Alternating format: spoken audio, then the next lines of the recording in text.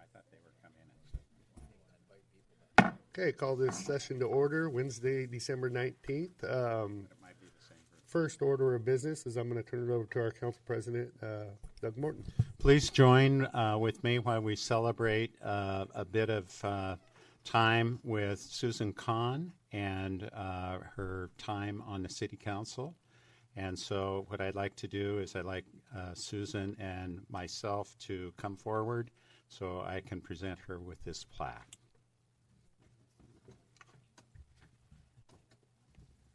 Want to follow me? Yeah, I'll follow you.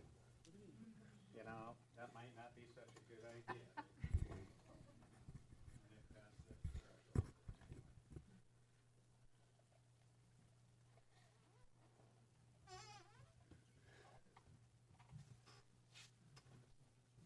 of the tree.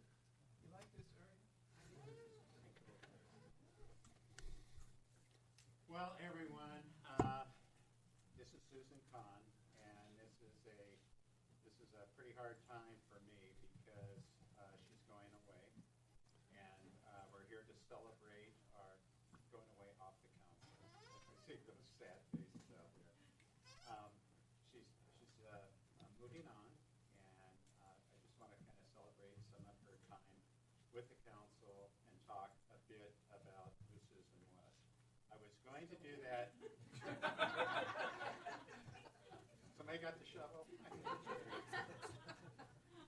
I was going to do that. I was going to do that impromptu, but I started talking with Susan over the phone. I said, "Tell me a little about your history here in St. Helens." And I go, so I had to take some notes. So I've got a few cheat notes that I'm going to rely on as I go forward. Anyway, where do we start? Where do we start with Susan? She was appointed to the council in 2011, so she served 7 years on our council, and 7 wonderful years as far as I'm concerned. She's always argued to be an advocate for the quality of life in our city, and I argued for her to come on the council when we appointed her, and I did that because of her past history of community involvement with the city. In 1989, she moved here to California from San Francisco, and she started her initiative to get to know the community first with, what do we got here? Oh my heavens, with the public access television. And she tells me she was out doing public access television, and she found so many kind of venues in the city that people were doing, serving on committees and commissions, and she found her way onto the school board at that time through the public access, through those kinds of connections. By the way, this person is the best networker I've ever seen of any political person or anyone. She knows everyone in the community, works very extremely well with people in the community, and is very noteworthy that that's her strong suit. With that comes a strong application of collaboration with these groups that she gets appointed with. I went from public access television to a school board member, and then through the Columbia County Commission for Children's and Families. 14 years she served on that commission. And from there, it went to the library board, and there are so many things that she got involved with prior to getting appointed to city council. And that's why I was such a strong advocate for her, is that I saw that trait in her, and I thought I'm going to argue for her. And I think Keith was an advocate in that process as well. I know Keith was. And so on comes Susan, and wow, things started to happen then. On the council, she was a strong promoter of public good, and she worked with the CIT, the Crisis Intervention Team, for many years, and she was instrumental with the jail levy bond. She was instrumental with the school levy bond, and she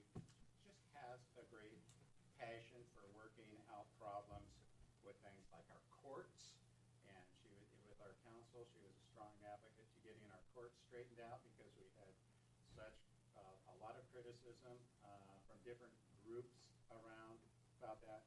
And she stood very, very firm in wanting to reorganize and restructure our court system. She's remarkable, and we're really going to miss her presence on the council. With that, let me read this. The City of St. Helens extends its sincerest appreciation to Susan Kahn for 7 years of valuable leadership and commitment to citizens of St. Helens through service on the City Council and partnering agencies. That partnering agencies is key. January 12th to December 2018. What a pleasure it is for me as President of the Council to present this to Susan Kahn, a wonderful colleague. Along with that, we have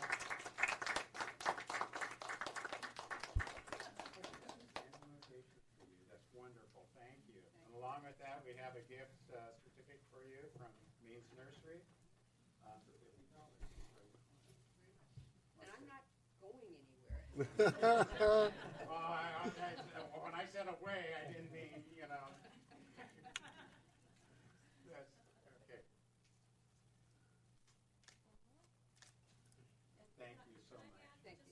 You sure can. Come on up, Judy. She brought me roses up there. I want to thank you so much for being such a wonderful supporter and for NAMI, National Alliance on Mental Illness. And Susan's been there with me for walks and fundraising and conferences and meetings. And it's just, you're the whole package. Thank you so much for all you've done with NAMI. Anybody else? Hold on, Susan. I said, I would just like to also say that when I started getting involved with the city, that man, Susan is absolutely everything Councilor Morton had to say about her. She is deeply involved, and she is committed to staying deeply involved as well. So she's a huge asset to our community, and I look forward to working with her in the future. I know that'll happen. I just wanted to add, I know that as part of her council duties, but Susan took a fledgling arts council and led it through a lot of great community development and created leadership with our arts commission and with our libraries to where, we can be proud statewide of all the hard work that's been done under her leadership and under her mentoring. And it's just, it's a small town, but it doesn't mean we can't do great things. And I just appreciate all Susan's input in that regard.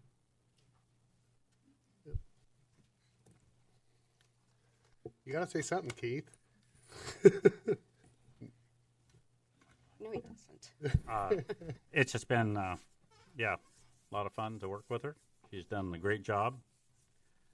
Picked up a lot of meetings that I started dropping, so that was great. And it's been great working with her. And we're going to miss her, that's for sure.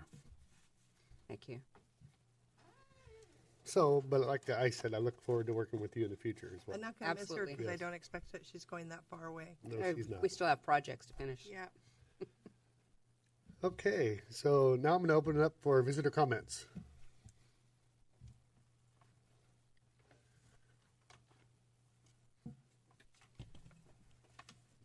Hi, my name is Lisa Brook, Elisa.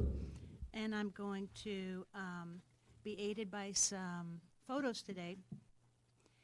And I'm going to start with the bad news first, and that is the skate park at McCormick Park is within a position right now of decay that if we don't put some serious maintenance into the facility, that where the costs down the road are going to be really significant, and in some cases could necessitate a real redo of the project of the facility.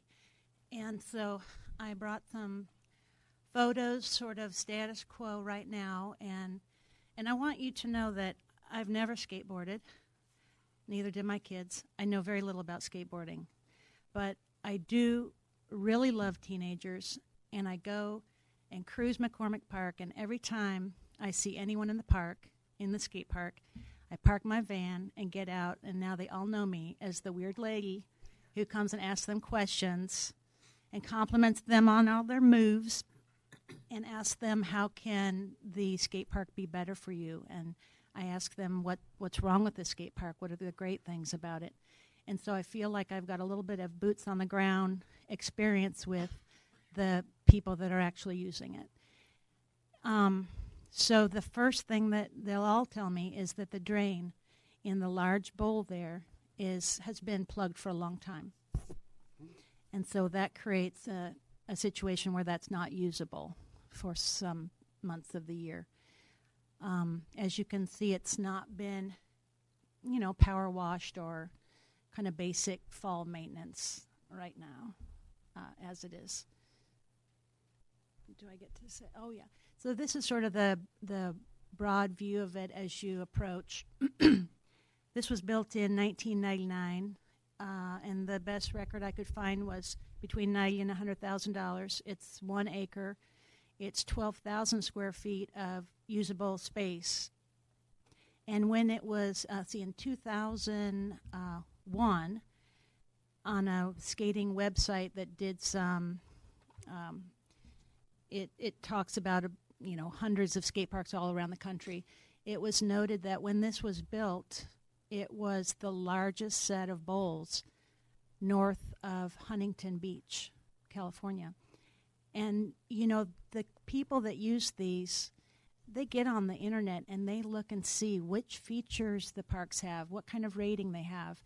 It's really fun to start digging as if you're a skater and find out about skate parks.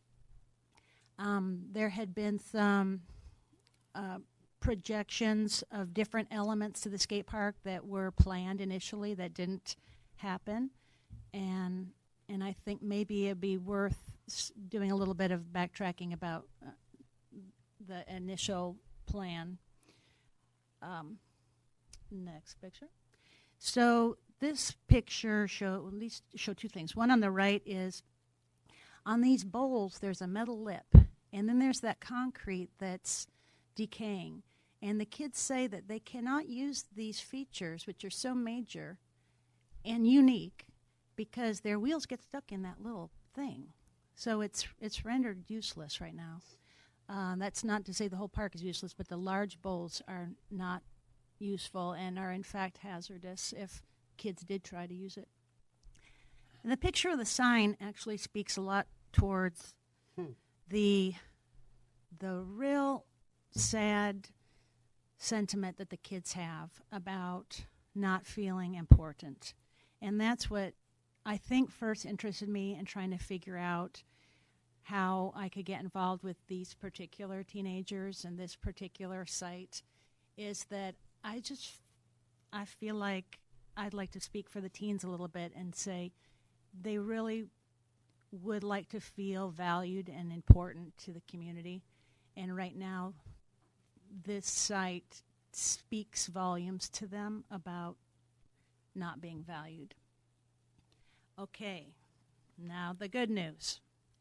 So we've got $20,000 that's earmarked for the skate park for maintenance and maybe some kind of restoration. And I thought, because the Arts Council is having a little lull in our project pipeline, and that if we could ask the kids exactly what elements they would most like to see in the park, and maybe we bring in a couple new elements, such as these metal types of rails that they love, and maintenance. I know $20,000 will get eaten up pretty quickly with this type of work, but if we could have some kind of celebration in 2019 of the 20-year anniversary of this project, it's great timing to capitalize on some public relations. All of the skater websites have pictures of the parks and descriptions and ratings. And some of them don't have pictures of our park. They'll just have the name and the address. And it says, submit pictures if you are ever there.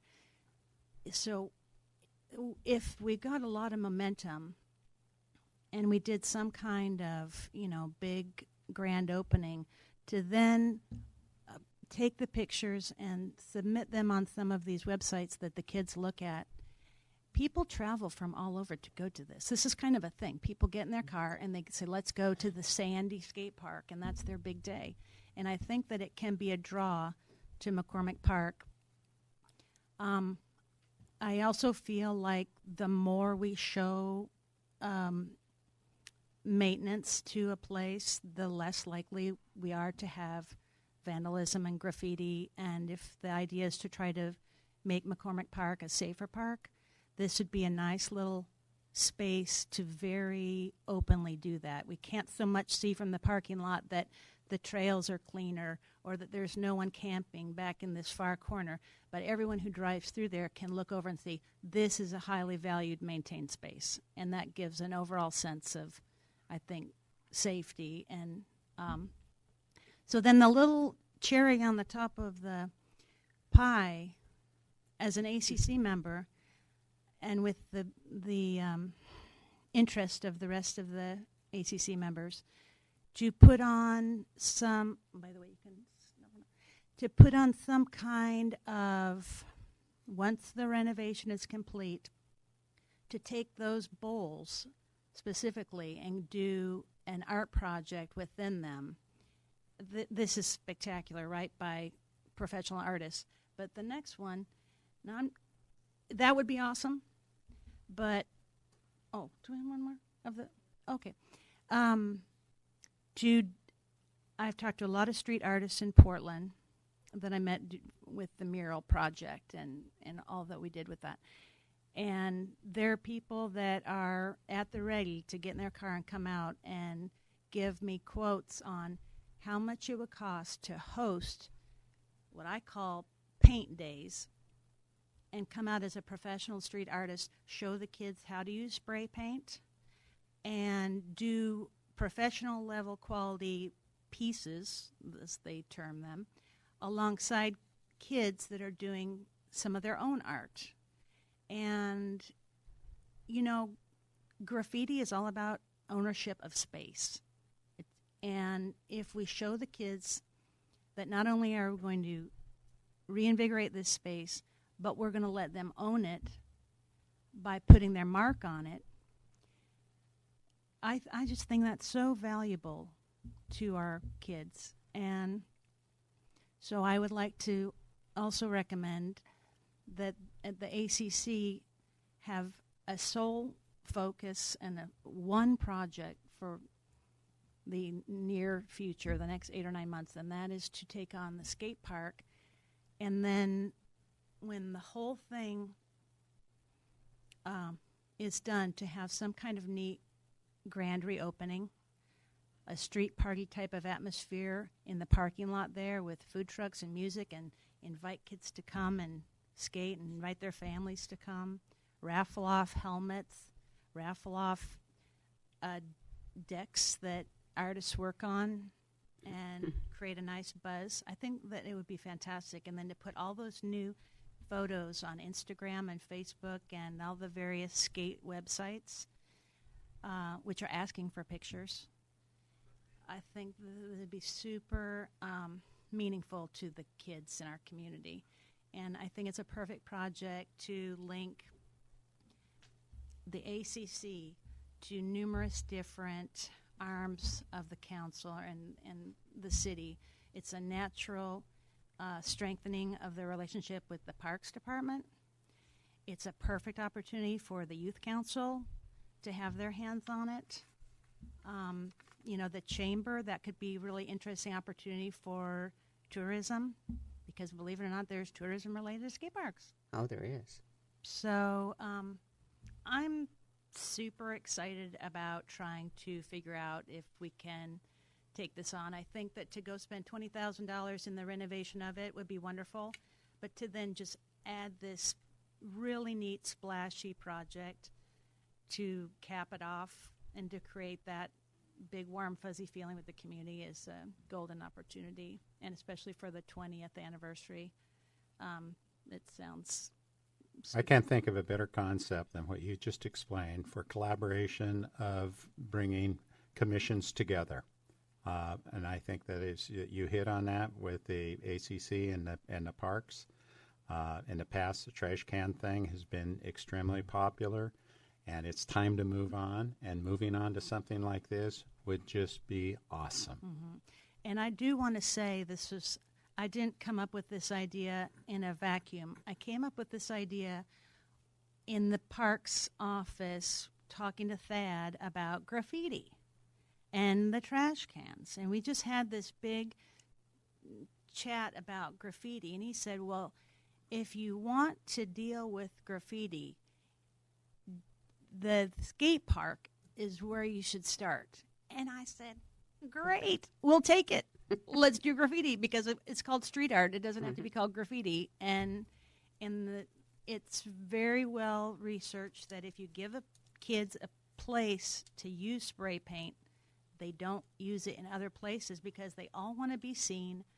It's about space, ownership of space, and so I predict that the other incidents of graffiti in the park will diminish, if not, stop. Well, and graffiti as art in other communities has been very successful too. They've done events where they would have a wall and invite people.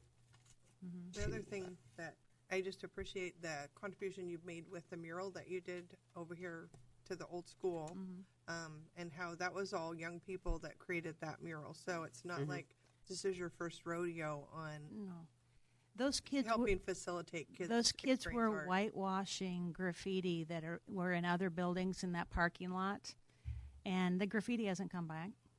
It's really magic when you put kids have. Oh, another thing, I want to say that there's so many opportunities for the community members to complain about projects, and I've really noticed that people don't complain about projects when they're kid-driven. Everyone feels supportive, especially of our teenagers. We know that we fail them oftentimes and that we don't know how to reach them. So I feel like there wouldn't be much backlash in the community if people didn't like the art or graffiti or whatever they want to call it. They don't have to, they're not going to the skate park anyway. I think the ownership piece is really important because the skate park started out with fundraising by the kids. It was the kids that asked for it. It was a group of young people who volunteered and got out there and raised funds for it. Well, as the This is 20th continuation. anniversary, we could go dig some of those names out because now they're taxpayers and local, adult, hopefully business owners and professionals that would like to support it yet again. And that would be fun to go search those people out. It would. Yeah, Great project. I Thank guess you very my only question would be, and not to, it's all positive, but I'm going to be the devil's advocate here a little bit. How do we go about maintenance on that? How do we keep the color once it's there for longevity? I mean, we still got pretty good concrete that we can pressure wash. Well, which was, it can be primed, but that was the same question that I got about the mural. And the deal with any public art, but definitely something like this that obviously is going to be heavily degraded over the years. Yep. But it's not so much about putting something up on a wall and preserving it for, historical value.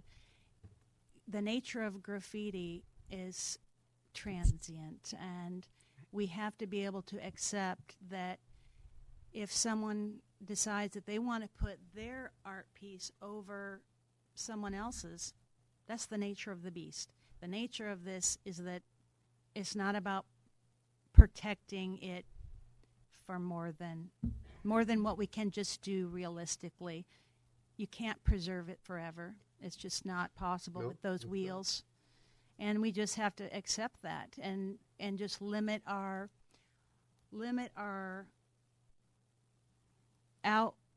outpour of cash for instance, this mural that we're looking up at here, That's probably a $50,000 project. But would you go back, flip back a couple, like the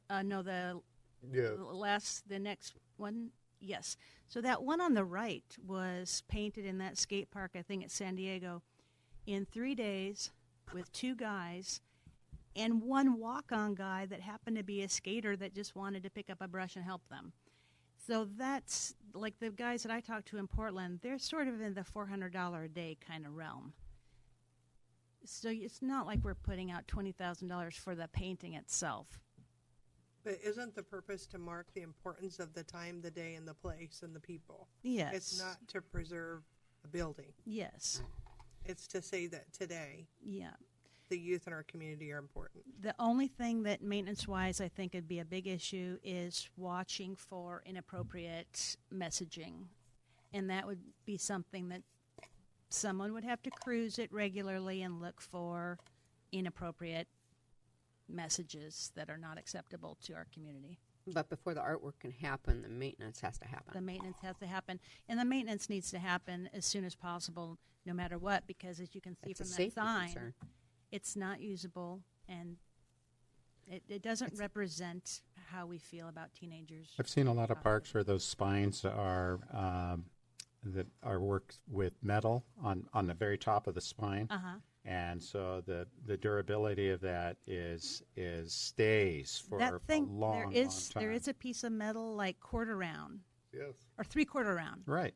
on there, and it's just on the back side that it's eroded. So Yeah. I don't know how to Concrete. fix that, but I know that there are plenty of people that do work on these things. Yeah. So Well, anyway, thank you for listening. So I imagine there's a little bit of maintenance issue as far as even dealing with the park the way we got it right now, Neil. That will probably have to be acetone, pressure washed, maybe epoxied, or Yeah, we did an epoxy project a few years ago on that, but yeah, it definitely needs some work, and the sign's terrible. That's definitely needs to be replaced right away. I can make that happen right away. And we'll look into the filling in the crack thing too. so would spray paint be something that would easily be removed with acetone down the road? Yeah, I mean, there's some issues there, obviously. I mean, Like- it's nice and everything, but I'm not an expert on that. Me neither. You put paint down on a surface like that, too, it can cause it to be really slick and may cause issues with the skateboarders, so you have to put some Sand. stuff in it to make Yeah. it. Well, maybe we could check with other cities that Yeah, we can look into have it, it. but yeah.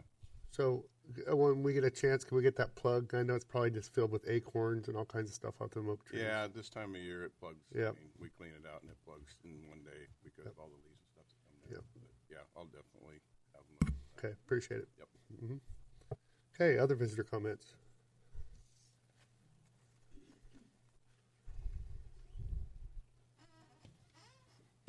Simon Date from the Chamber. I actually felt like I missed my window earlier when you guys were. I came down to actually say something nice about Susan, and then now it feels like I'm talking after the best man speech, and I feel like a loser now. But yeah, so we've obviously we're gonna miss Susan. I've spent a lot of time with Susan over the last 6 months. Certainly of 6 of the 8 that I've been at the Chamber, and actually the last couple months specifically, I've got to know her a little bit more personally. And I missed a meeting yesterday. I'm sorry. Oh, that's okay. You missed a great one, right? Yeah, I just wanted to, like I said, I wanted to just talk on behalf of the Chamber very quickly and just say thanks for all your support, not only to the Chamber and the community in general, but to me personally. It's been great to have somebody, and Doug mentioned earlier about the networking part. So whenever there was an issue come up at the Chamber or I needed to talk to somebody, it was, yeah, well, Susan knows that person, and Susan knows this person, and basically knows everybody. So that was all. I just wanted to Sound come like up a here. real busybody. Yeah, it's a good thing. But I just, like I said, I just want to say thank you for the support you've given us, and I look forward to you sticking around and working with you in the future. You're not going away. Thank you. Thank you. Thanks, Simon. Other visitor comments?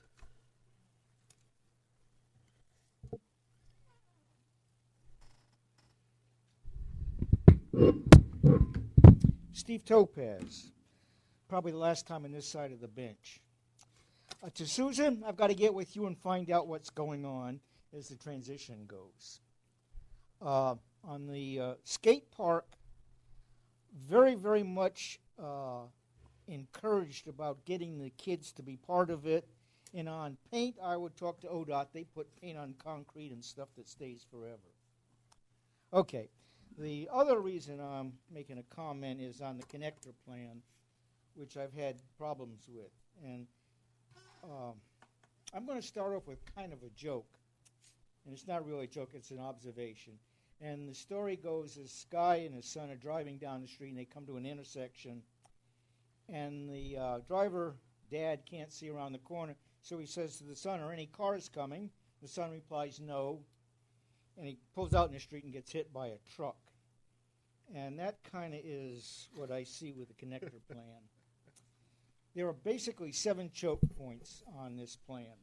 First in St. Helens Street, first in the Veneer property in the Hill, which is the beginning of Plymouth Street and Old Portland Road and 18th Street, Old Portland Road and Gable Road and Route 30. Now, a choke point is any time the road business changes.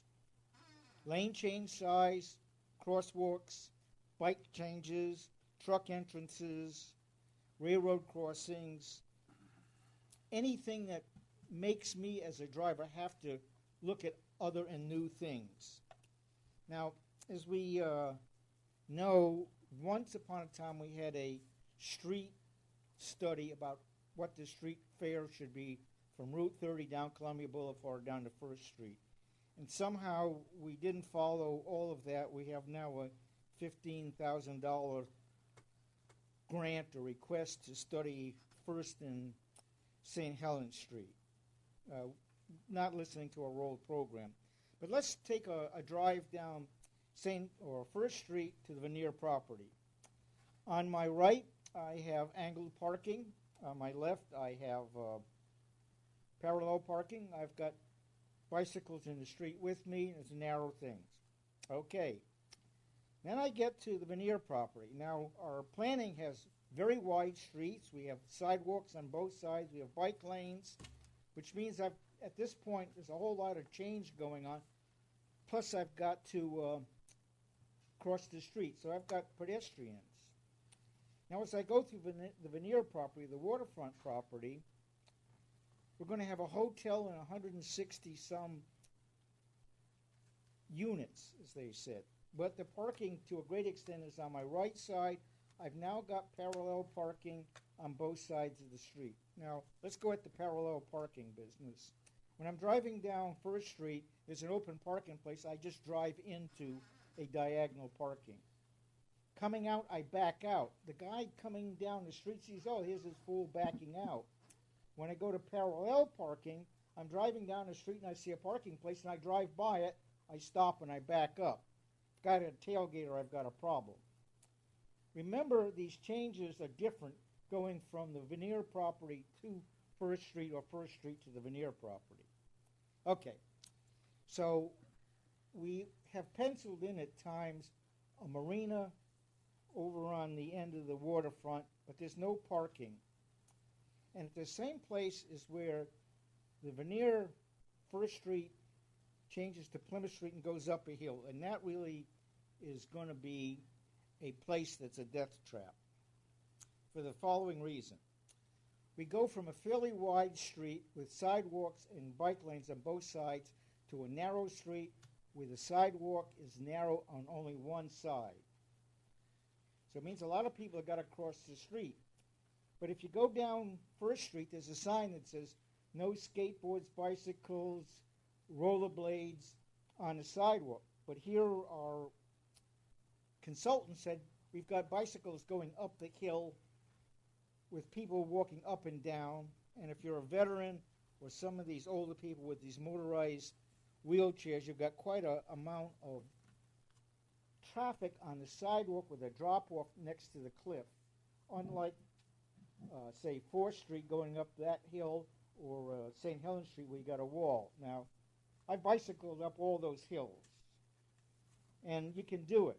Coming down's a little bit of a game, but it's not an easy thing to stay in the width of a sidewalk. Okay, but this is where the toxic waste dump from Portland into our lagoon plays into the thing we forgot to talk about in this connector.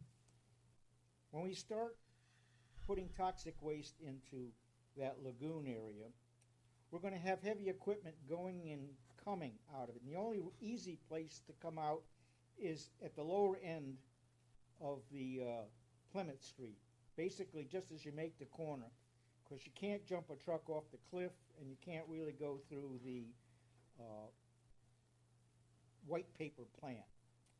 But the other thing we found out recently is all of the toxic waste is coming out of Portland Harbor to St. Helens, at which point it will be unloaded, separated, the toxic waste will be shipped out somehow, and the good stuff gets dumped into the pond.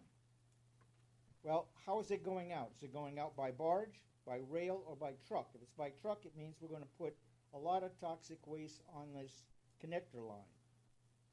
If it's going out by barge, we've got to have barge loading. And it's been pointed out that we're not going to be loading that much as compared to what's coming in. So we have two docks, one loading, one unloading. Why not use a loading dock as a financial source and load other stuff? People need barges loaded with gravel, whatever. So now we have the possibility of load trucks coming in and loading these barges. But the other thing that was missed was loading, unloading, separating, storing is a money-making operation, and yet our consultants on the toxic waste have not mentioned at all the possibility of that being a money stream for St. Helens. Okay, so we have this toxic waste going out the connector, hopefully not down Gable Road to the dump that we have over behind the county fairgrounds, etc. Okay, so now we have the traffic circle on Plymouth Street where it connects with St. Helens, the old Portland Road connection. Now, once upon a time we made a mistake and we narrowed the roadway so we don't have full width roads. Again, we're going to shorten up our sidewalks roadway. And what we really should do is buy enough land to open it up so we have the same width all the way through.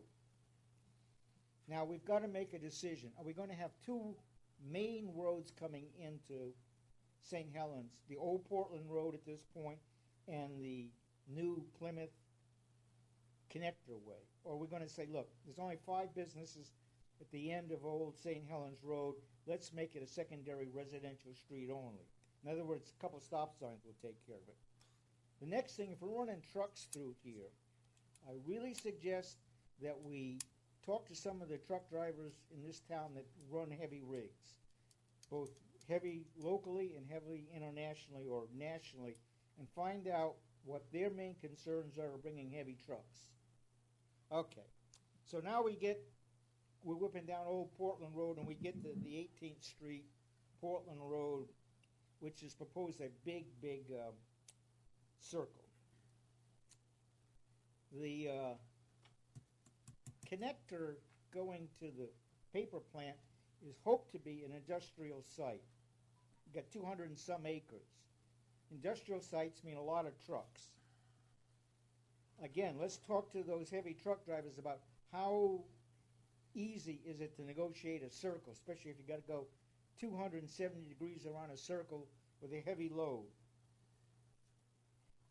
The other problem we have with this site is at one point the city has just sold as they quietly say, an industrial agro site. The state calls it a marijuana grow.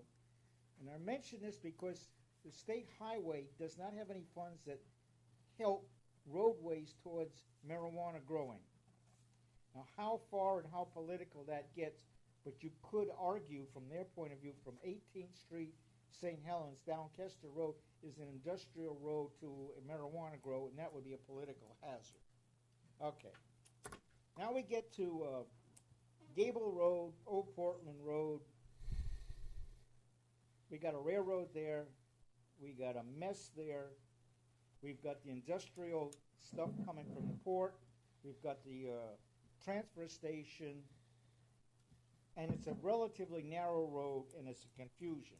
Then we have the Gable Road to Route 30, and right now that's terrible without any added stuff.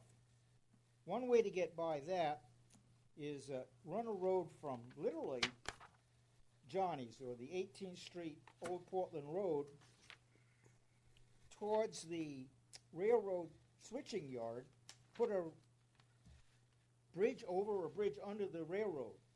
In other words, we're going to have to cut a road through McCormick Park and literally make another road. That gets rid of the railroad crossings, at least at 18th, Old Portland Road and Railroad Road. We need something done because Gable Road and Route 30 is a mess. Now, Councilor-elect Topaz. wait a minute, we got one more thing to go and then you can have it back. The other thing that we really have forgotten is we've been talking about a ferry crossing from here over to Washington. And this connector plan basically shoots that down because you just can't get very much traffic down this connector as it's going. Thank you. Thank you. And you are going to be able to have your voice heard. You are Councilor-elect Topaz. And you, if it was just as easy as coming in here and saying, I got all these ideas and getting it done, Steve, trust me, I have a lot of great ideas. You're going to be on the doing it now. You'll be behind the scenes. You'll be behind the scenes, and we'll talk about it in 2 years from now. Mark my words. When I'm up for re-election, we'll talk about it then, and we'll see. Your eyes will be open to the process. And I encourage anybody to come down here and look into how government works, or any agency like that, whether it be, I see school board sitting out there. It's not, we all have really great ideas, but it's always about ways and means and getting there. So that being said, any other visitor comments? Okay, this is one of my favorite parts of the job right here.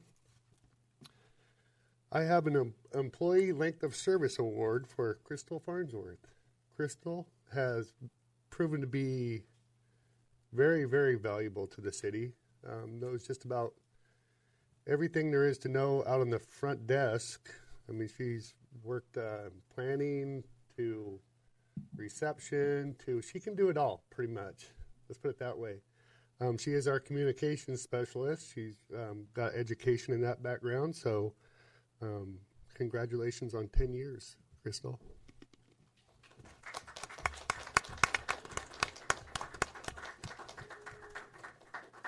It's a big, big deal.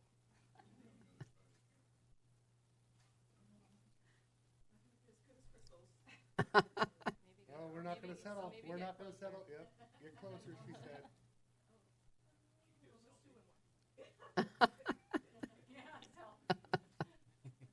got a selfie stick? I think I do in my office. Thank you, Crystal. Thank you, Crystal, for all of your work.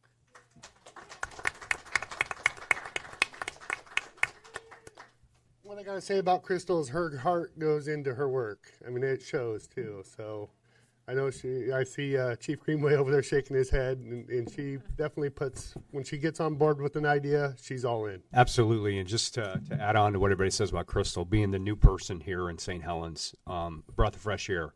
And she goes above and beyond what she's tasked with. Even today, I mean, she falls in every realm. I call Crystal for IT help, to help with my calendar, something I couldn't figure out. But countless hours that she works, doesn't seek recognition. And what sticks out about Crystal is she doesn't complain.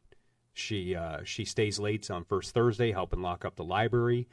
She's always there when you need her, and without complaint, and she's extremely reliable and definitely an asset to this city and, more importantly, this community and what she does. So just want to say, Crystal, thank you for everything you do. Yep.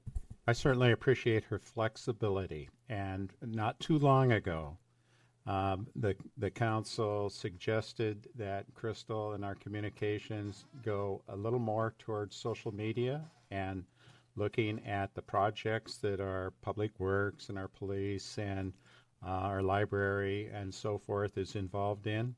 And next thing I know, it's posted on Facebook, and we get a lot of comments from our community.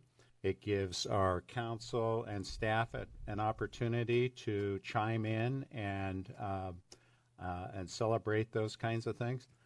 I just thought, wow, and we just suggested that, and it wasn't but a few days later that the posts starting to appear, and I just appreciate that so much because it wasn't part of your original job description to do those kinds of things. You listened to the council and went with it. So that's a really strong asset for having a person in your shoes to do that. Thank you, Crystal. So just so everybody knows, everything that you see on our city Facebook site, whether it be the library or Public Works or National Weather Service, she's grabbing that and putting it up. That is Crystal Farnsworth. Not only is she out taking the pictures and then creating the story around it, the memorial fireworks shoot. What a great picture she took from. I know it was from somewhere over here, but she found that perfect spot to put it up on our website. And people are like, "Oh wow," you had the Christmas lights, you had the fireworks. It was a great photo. So that's what you do is you go above and beyond and find that great aspect. Make us all shining stars. Go ahead, Neil. So I was just going to mention that she's even brave enough to get up in the lift truck to take. So again, congratulations, Crystal. Okay, so now we're going to hear from the STEM activities for youth at the library, Gretchen. Hi, Gretchen.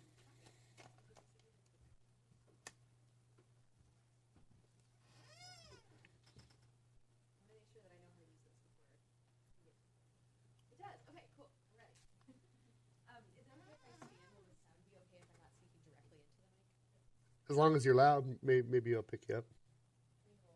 As long as I'll sit down. I'll do the thing so that people can hear what I'm saying. All right. So hi, you guys all know me. I'm Gretchen. I'm the youth librarian at the St. Helens Public Library. Before I get started, I want to give you a little context. So I think that when people think about the library, they think of books. And definitely we have books. But we've always been books and then so much more. So libraries are places that people can come and find out about what they want to find out about, whether that's for school or work or some sort of formal learning thing or just because they're curious, because they have a hobby, whatever. Public libraries have also always been really great educational partners. So we work with schools, we work with all sorts of organizations to help people meet their educational needs. Public libraries are also places of stories. Obviously that's through the books and the collections that we have, but it's also through maybe an author coming to talk about their book. It's through someone else coming to talk about the life experiences that they've had. And then public libraries are also places of making things and creativity. So in really large research libraries, that might be people coming and doing research that later turns into a book. In smaller libraries, that might be people coming and getting books about cooking or looking something up in a database because it's going to help them create like a new thing that they want to make. And then public libraries are community. That's through formal things like the events that we put on, but it's also through all of the just day-to-day interactions that we have with people, the regulars that we have at the library, the community that we build there. And so if you think of libraries as just books, then the idea of libraries as a place where we do science might seem kind of weird. But if you think of libraries as places of learning and stories and community, then it makes a lot more sense. So the St. Helens Public Library introduced STEM activities to its regular mix of youth programming in about 2012. For anyone who doesn't already know, STEM is science, technology, engineering, and math, and those all get lumped together as kind of this idea of science and how you apply it, or math and how you apply it. And over that 4 or 5 year period, we saw the youth librarian incorporating science and math into story time, doing drop-in labs for kids where they dissected owl pellets and did candy chemistry and learned to make catapults. And then middle school dissection labs that happened in partnership with the middle school itself, where the middle school students then after school came to the public library and showed some younger kids what they had learned. And then our very popular Lego build days. So with all of this happening, we were really well primed to take things even further by joining the maker movement. And you're like, wait a minute, what's the maker movement? Well, let me tell you. It's everything from creating to tinkering to modifying to fabricating. So if you've built your own computer, if you've rebuilt a car engine, if you've taken a knitting plan and been like, well, I like this part, but I want to change this up, then you have been part of the maker movement. It's all about skill development and then design thinking, which means being able to look at something and be like, this is the problem I want to solve. I'm going to try solution A. Ooh, this thing worked and that didn't, so I'm going to change this and try solution B, and doing that until you get something that works. It can be digital or physical or both. It encompasses everyone from amateurs who are using 3D printers as part of their jobs, amateurs who are new to things to experts using 3D printers for their jobs. Handmade to industrial, it's very community focused, and so you'll see things like maker fairs happening. There's a lot of sharing that happens online with different repositories, and there's lots of opportunities for learning that are part of this. And so we jumped in with this and started a series that we called Make It. It's STEM, do-it-yourself, and maker activities that's aimed at elementary school-aged kids. It's super hands-on. It's very high interest. It does not feel like school. And this whole thing was jump-started with iPads that we were able to purchase with a donation from the Friends of the Library, and then a private donation of robots and other equipment from a couple of retired engineers, Gary and Peggy Thompson. And so we used all of that stuff to start doing just a lot of things and see how they go. So in 2017, we did engineering challenges, we did sewing, we made our own musical instruments.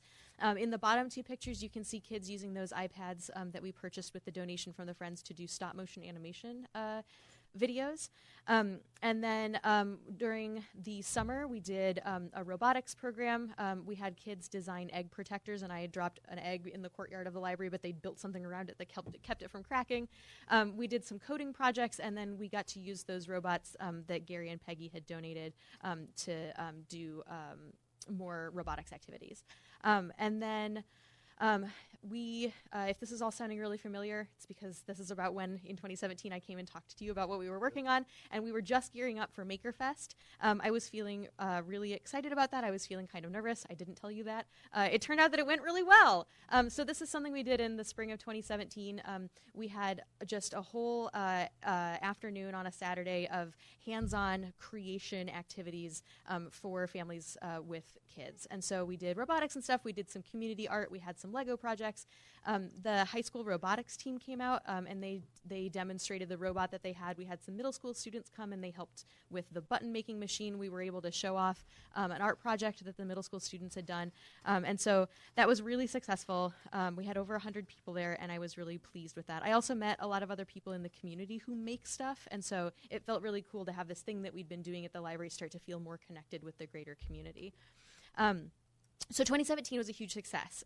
Overall, we saw 578 kids in our maker programming, and I had a ton of new ideas coming into 2018. So in 2018, more making. We did Dot and Dash again, the robots. We did stop motion animation again. And then we also got to do some really cool new things. So one of the people that I met at MakerFest was Bonnie Adams. She does some of the CTE career and technical education programs at the high school, including the metals class and the rapid prototyping class. And so she and some of her students came to the library, and we did a 2-session workshop for middle school kids where they got to do a vinyl cutting. So the bottom left picture is some stickers that those kids made, and then some 3D printing. So the bottom right are maker coins that the kids designed in the CAD software that the high school uses. So that was a really great opportunity to use that connection that we had made to do something that we couldn't do at the library. We don't have a 3D printer, we don't have a vinyl cutter, and to give those high school kids some leadership opportunities that they don't necessarily get otherwise. So that was really successful. It was really exciting. And then we had a huge response to the maker programming over the summer. Lots of people built cool robot creations, and they made bookmarks and kites. And then again, we were able to partner with Shrek, the high school robotics team. You can see a photo on the right. They had built an object picking up and launching robot for their competition season, and we had just happened to schedule a catapult making program over the summer, and so they were like, hey, can we come? And I was like, yes, obviously. And so the kids who came to the program, that's about half of the kids who were there, got to see the robot do its cool, awesome things, and they got to catch the ball, and then they built their own catapults, and we had a mini marshmallow fight at the end of it. And all of that sounds really fun, but there's also, again, this great time in there to have this conversation about, how do you make a catapult that's going to launch a little farther? Why do you think it didn't work the way you did? What happened if you used more rubber bands? What happened if the cradle that you were using to launch things were a little bit different? And it's a chance for them to get excited about, when I get to high school, I want to do this robotics club. So then we also continued in 2018 to try to balance more traditional making. So on the left is a fiber arts project where kids made looms and then did a radial weaving project. And then on the right, a more sort of technology mediated maker project. So we have these 3D pens, and it's kind of like a cross between a 3D printer and a hot glue gun.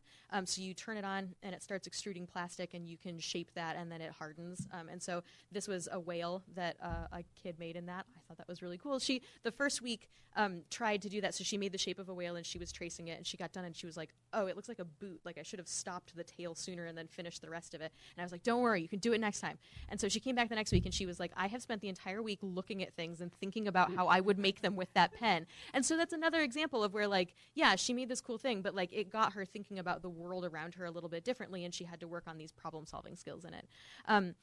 So again, 2018 was amazing. We had 756 young people attend our maker programs, which is a 30% increase over the previous year. And then 2018 is also when we were approached by the Northwest STEM Hub with a really exciting opportunity. So you're saying, wait, what's the STEM Hub? It is an initiative of Oregon's Chief Education Office. They get funding from the state, and there's different STEM hubs regionally across Oregon. These started spinning up in 2013, and they are organizations that work with educators, industry, and community to create STEM opportunity for young people during and outside of the school day. It looks a little different in the different regions that they're in. And so we are covered by the Northwest STEM Hub. It was formed in 2017, so it's very new, to focus on Columbia, Clatsop, and Tillamook counties. And ours is housed within the Northwest Regional Education Service District, the ESD, which supports 20 different school districts across 4 counties. So the Northwest STEM Hub's 3 focus areas are to create authentic STEM experiences for kids of all ages, economic prosperity, and then sustainability, replicability, and equity. And so some of the examples of the projects that they've worked on are Clatsop Works and Columbia Works, which are county-level initiatives to create paid high school internships at local companies. And so it's not that the county is providing the funding, it's that the schools and community organizations and industry leaders have come together to figure out ways to connect high school kids with job opportunities so that once they are ready to like step out into the working world, they've got some experience. And the idea is that if they're doing those internships at local companies, they're more likely to stay in the community once they finish school. They're also working on professional development opportunities for teachers with a focus on real-life STEM experiences. So maybe the middle school science teacher actually gets to like go out to a place in the community where that kind of science is being used and learn a little bit more and bring that back into the classroom. They also did Manufacturing Day, which was this awesome event at OMIC, which was like a big community outreach sort of thing. And then field trip funding for K-12 classes and expanding quality after-school STEM programs. So ding, ding, ding, that last bullet is where we fit in. So in the spring of this year, the director of the Northwest STEM Hub asked if she could come visit us because she'd heard about Make It from multiple sources and wanted to see what was going on. And after our meeting and after we talked a little bit, she praised that program as robust, intentional, and aligned with the school system. And that felt really good because that's stuff that I'd really been thinking about and trying to build into what we were doing. And it was nice to have somebody who has this like external authority and this like tri-county perspective see that in what we were doing. And so she offered us additional funding to accelerate our program and to be a pilot site for replicable, high-quality, non-formal STEM experiences for young people in the Tri-County area. And so this fall, we got notification that we had been awarded a $20,000 grant from the Northwest Regional STEM Hub. And in the letter that she sent that said that we were going to get this money, she said that all of the people that kind of she's been working with identified and prioritized expansion of non-formal out-of-school time programs as an area of focus, and that the St. Helens Public Library is clearly an incredible champion for STEM in Columbia County and in the region. She said that the St. Helens Library will be an ideal location to lay a foundation for equitable, accessible, and community-based STEM programming for local youth. So I felt really good about that. Like, we're doing a really good job here with this stuff that we're doing at the library. And so the idea with this grant is that we are going to expand access to our best-in-class programs. We're going to work on aligning Make It to the STEM Beyond Schools framework. This is something that other larger like informal education organizations are using. And it's just a way of sort of structuring the program where the outcomes that you get are that kids have fostered a STEM identity. So they come away from the program being, saying to themselves, oh man, like I'm a scientist, or like, oh, I really love this stuff. I want to do this. Like, this is me.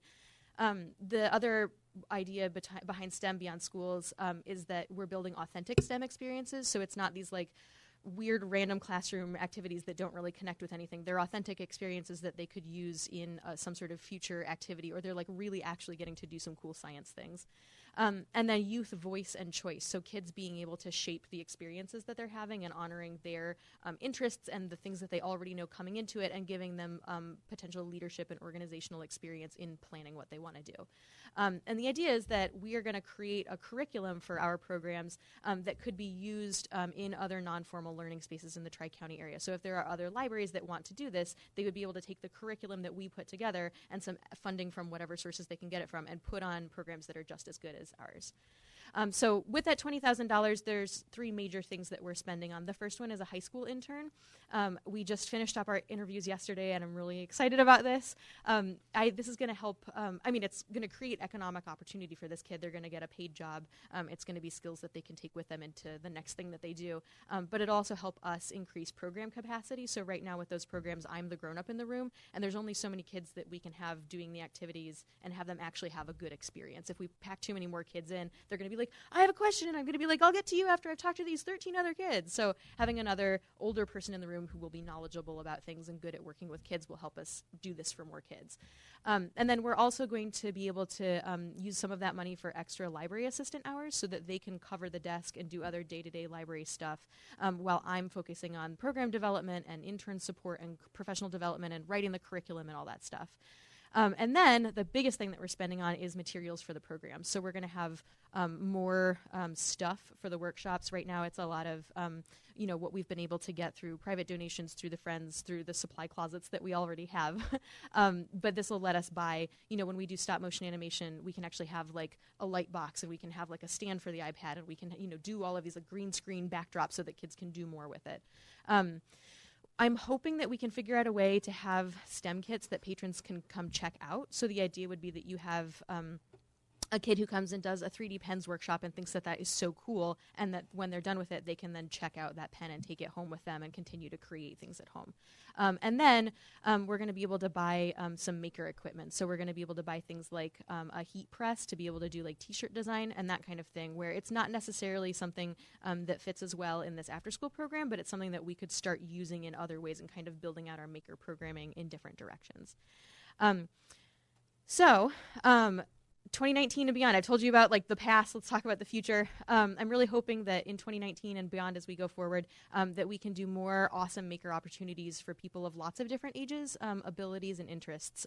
This is something where I'm having more and more grown-ups be like, oh, can I sign up for this? And I'm like, no, it's for kids. But I think there's a lot of opportunity here to have this be something that everyone in the community can be part of, especially as we're buying more of those things like the t-shirt, the heat presses for the t-shirts and things like that other people might want to use. I really want to find more opportunities to give young people leadership opportunities and work experience. And I think that this internship is a nice way to start doing that. And then as we prove that we are successful, we can find other ways to fund more things like that going forward. And then finding more ways to partner with other businesses and organizations and programs and initiatives. So the work that we've done already with the school system has been really exciting. I had some conversations with people at OMIC when I was there for Manufacturing Day that I was like, oh man, so much is possible here. So just finding more ways to link up with other people who are doing similar things so that we can all amplify what we're doing. So I feel really lucky getting to do this work for this community. It's obviously fun, but it's also really rewarding to get kids to see themselves as problem solvers and as makers and doers and scientists, and to see their creativity just explode, and to get to create programs where they can share their awesomeness with the world. I'm really thankful to the Friends and to Gary and Peggy Thompson, the couple that made that initial donation, and to the STEM Hub for recognizing the quality of what we're doing and giving us resources to do that at like greater and greater capacities. But I also really appreciate Margaret and Susan's support in this. They've been really encouraging through this whole process, and Susan's broad knowledge of the community was especially helpful when we were having those initial conversations with the director of the Northwest STEM Hub. So thank you, Susan. And also thank you to all of you for letting me have some time to tell you about the great stuff we're doing and where it's going. And these 3D pens were so much fun. Gretchen brought them to the library board meeting. Yeah, we got to play with them, and I want my own now. That's what I want more people to feel. I want people to come to the library and feel inspired. So good job on growing the program too, by the way. From 500 something to 700 to 30% increase in 1 year. That's a big Yeah, big deal. there's so. so much demand for this. And so a big thing I've been thinking about is how we can keep offering more and keep offering more to more people, but always making sure that it's a good experience that they have. You know, I don't want to double the class size and then have the kids be miserable and not being able to like get what they want out of it. So imagine how our teachers feel. I know. Yes. So again, I like how it's aligned with the school district, a lot of their projects too. Yeah. Yeah, and it's been exciting to be able to find like more and more people in the school district who are doing cool like STEM and maker things and try to come up with ideas to work together. So I've been talking with Allison Charbonneau at the middle school, and we did a science fair boards project last year, but I think that this could become something new. And there's the school librarian at Lewis and Clark over the summer did like a summer academy thing where kids made inventions. And so there's a lot of partners out there. It's just figuring out a way to like come together in a way that like is really productive for both of us. So. So, and a good presentation, I must say, once again. And you did a good job last time. I didn't notice you were nervous last time. I was more nervous about MakerFest. Those big events are, you know, it's a lot to pull together, but it worked out. So, thanks, y'all. You had much pertinent information in such a short time. That's very nice. Yeah. Exciting. Good. Thank you. Yep. Thanks, Gretchen. Yes, she does. Okay, presentation of Connect St. Helens concept. Well, thank you, Gretchen. I don't think we'll be able to keep up with the rate. I was thinking about that. I'm not sure I can pull that off. Well, first I want to thank the city for their continued partnership with the REC program and the St. Helens School District. We're seeing a lot of great results out of that, so we appreciate that. We'd like to kind of expand our partnership in a little bit different direction. I think most of you probably know last year we had a rough year. We had a number of suicides, a number of other tragedies, and how to address that is a growing concern, and not only in St. Helens, but around the county and actually the nation. And so we had a suicide prevention task force of the county come together, and we started talking about what are ways to support not only our children but our community. And the research kept coming up again and again. It's about being connected. And I was speaking with a friend who said, you know, Battleground Washington has this program called Connect BG. You should really check into that. So I reached out and contacted my friend here, Curtis Miller, who helped form the Connect BG program. And what he described was exactly what I believe we need here in St. Helens. And part of that is connecting our community. And I reflect back to growing up here in town when we weren't necessarily a commuter community, and everybody knew everyone. Not that everyone doesn't know everybody now, but there's never a time where we necessarily come together. And I can reflect back driving down Columbia Boulevard. If I didn't have my seatbelt on, it didn't matter who saw me. My parents found out before I got home. Right. It's that connectiveness that we've lost. In particular, it's been accelerated with the use of Facebook and all those other apps where we feel like we're more connected, but in reality, we're pushing ourselves away. Yes. So we'd like to partner and start the discussion and move forward with a Connect St. Helens concept. We've begun working with that, and it partners directly with a Sources of Strength, which is a program, a suicide prevention, a teenage empowerment program that is one of the few research-supported programs in the country. And so they go hand in hand, and that is about as far as I can share before I turn it over to my friend Curtis, who is much more eloquent on how the programs and how they fit together. It's exciting, and it also provides me some hope. So I'll pass it on to my friend Curtis. There's been an awful lot of eloquence in the room so far today, so I'm not making any promises. Yeah, as Scott mentioned, I'm from Battleground, Washington. Lived there for a few decades, and our community is similar in size and makeup to St. Helens, and so it seems appropriate to make some comparisons. Our suicide contagion began in 2011, and late 2012 and early 2013, the mayor at the time reached out to me. I don't have enough time to tell the whole story, but she reached out to me because she knew that I knew the pastors in town, which was because I worked at the local coffee shop at the time, which is where pastors go for meetings and writing messages. And so I got to make a bunch of phone calls saying, this is Curtis Miller calling on behalf of the mayor. I'd like you to come to a meeting to talk about suicide prevention, which who's going to say no to a meeting like that? And we had a historic meeting. There was about 75 people who came, and it was representative of nearly every church in the community, as well as our city council and school board. And I found out the night before that the mayor was expecting that I was going to run the meeting. So I decided to take a collaborative approach, which is a really good idea when you don't know what to do. And I just started asking questions and breaking into table groups. And what came out of that meeting was the understanding that the suicides that we'd been experiencing were, along with substance abuse and academic failure and all those other behavioral issues and outcomes that we are concerned about, those are symptoms of a deeper underlying cultural problem. And what it comes down to, what we decided in this meeting, which I have backed up with a lot of research, it's really unarguable at this point, is that what's causing mental, emotional, and behavioral illness in our country is loneliness, it's isolation, it's disconnection. It comes from this American ideology of independence that's sort of run amok. We basically left tribal culture, and through agricultural and industrial, and now service and information technology, we've created a way of existing that allows us to be completely individualistic. Mm-hmm. And our kids are growing up in that environment. So they're growing up without an understanding of what it feels like to be connected.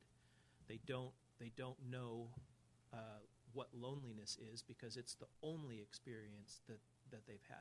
Obviously, there's exceptions to the rule, but by and large, our kids not only feel isolated, but there's a lot of research that suggests that they feel like they've been abandoned by the older generations, and so they've created a world unto themselves that makes them, according to them, makes them safe.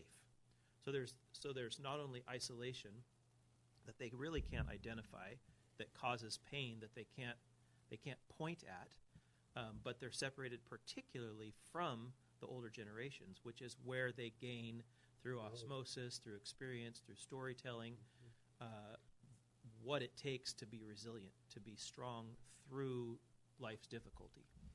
And on top of that, as Scott mentioned, with the advent of the smartphones, we've seen a dramatic increase in levels of loneliness and isolation among all generations, but particularly amongst the youth. Because if you're growing up with something that's supposed to be a tool for connection, you think that's the tool for connection. And if you get 150 likes on your Instagram post and you have a stream, where you connect on this with people every day for a certain period of time, it's called a streak on Snapchat. Sorry, I'm not an expert on Snapchat. Actually, I'm not sorry. You can give me credit. I'm not an expert on Snapchat. In any case, our kids are in pain. They don't really know what to assign that pain to, because the experience they have is the only experience they have. And so we've seen a dramatic increase, not just in our area, but state level and nationwide in suicide. It's up to 7 to 10% of students attempt. For every attempt, there's 10 kids who are, there's a lot of kids dying by suicides. For every kid that dies by suicide, there's another 10 who are attempting that we don't hear about. And those are only kids who are measured within the framework of our schools. As soon as they graduate, they're off our records. Yeah. But they don't stop killing themselves. They don't stop suffering from anxiety, depression, and suicide ideation after that. In Battleground, we just had a girl that killed herself that was part of my daughter's class that graduated a couple of years ago. And it's having a ripple effect in our community, just like it would if she was a student at one of our schools. So, all that said, what we decided we needed to do to deal with a systemic issue was not a one-off sort of reaction to the crisis, but an attack, a direct attack on the underlying cultural illness of disconnection. And that's where the idea for Connect BG came about. And at the conclusion of that meeting and at the meetings that have progressed from that point, the agreement was, if we're going to offer our students, our youngest generation, the experience of connectedness, then we need to start behaving that way ourselves. And that goes through the business community, the faith community, arts, local government, our school district. And so we formed a coalition around this idea of having a collective impact and working together to create a system where all of our existing resources were sort of pooled. You guys have a considerable head start on us if what I've heard in the council meeting so far is evidence of how this community functions, because there's already so many partnerships. It is how we function, but we still, I still feel that need of what you're talking about. I mean, there are a lot of kids that are, I work with and know that these phones, even though they're in the crowd, they're like this, and they are completely isolated, and anxiety is ruining their lives. Mm-hmm. This is a way for them to not deal with that anxiety. Yeah. So we have also a substance abuse problem, but we also have a mental illness problem. Right. Because it is. Anxiety and depression are an illness. Yeah. And once you get over that, you cross that invisible line, it seems like there's no hope for return without extra help. I see community as an organic thing. You can map it with a social network and show the connections between each individual, and what we have inadvertently created is a social network with broken ties. And we've also created a system where raising our children has become the responsibility of just parents and just teachers. It's unusual now for an individual to feel a sense of responsibility for a kid that doesn't belong to them. And what that has created, the result of that is an ineffective ratio. The most powerful protective factor in the life of a kid is the presence of a caring adult, and that's been proven in study after study after study after study. And so with the connecting process that we've gone through in Battleground and in other communities as well, one of the primary goals is to encourage the existing caring adult network and then recruit, train, and support additional caring adults to add to that existing caring adult network. We already have kids that care. We already have people who care about kids. Some of them care about kids, but they don't have a skill set that helps them do it well. And then there's a whole bunch of people who care about kids who don't feel like they've ever been invited. There's not a place for them to plug in. But I think with schools and churches and the library and the skate park projects and the art alliances and all those kind of things, there's lots of opportunities to expand those opportunities to plug in. One of the issues that we face is we keep trying, and frankly, Battleground has struggled with this because we say this is a relational structure. The framework of this coalition has to be relational, not for the sake of a goal. The relationships can't be the means to an end. If we're trying to overcome a disconnected culture, then we have to connect for the sake of the connection. We literally have to have meetings for the sake of having meetings. Mm-hmm. And it's not 30-minute meetings because that's not long enough to share stories effectively. So what we've been talking about is creating an environment where we can replicate some source of strength stuff, some trauma-informed moves in the storytelling process with some of the key influencers in this community so that they can become keenly prepared to launch a connecting effort in St. Helens on a relational level. It'll be very organic. It's not that it doesn't involve institutional leadership. It's that the leadership comes from the people in the institutions and the relationships that they have in their social networks, rather than just from positional leadership. So that's kind of what we've been talking about for the last few months, and we have a retreat scheduled for February 1st and 2nd, and then we're talking about some other events after that that would bring more community members together who want to participate as part of a community connecting coalition and the Caring Adult Network. Does that cover it? Yeah. So how do you guys go about with the release of information?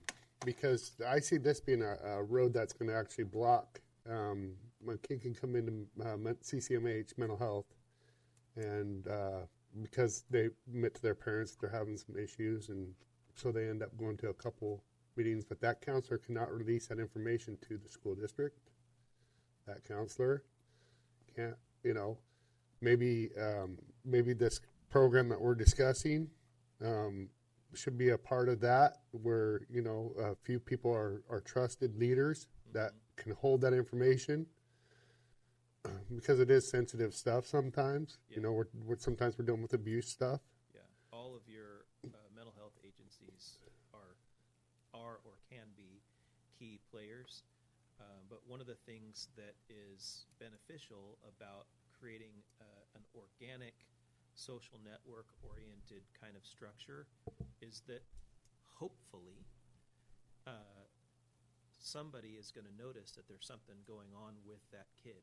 And obviously this is at a mature state of the organization. Somebody's going to notice and be able to relate to that kid without having information about their counseling sessions and things like that. Uh-huh. I also think we're working on developing more of a prevention rather than a postvention and reactionary. And right now we're chasing our tails. Yeah. And so we got to get ourselves upstream. And then come back. We've got things in place, never enough. We have things in place to work on the postvention, but we want to get to the prevention piece. Mm-hmm. So then what we do have in place is more than enough, because we don't have as great a need at the end of the process. Mm-hmm.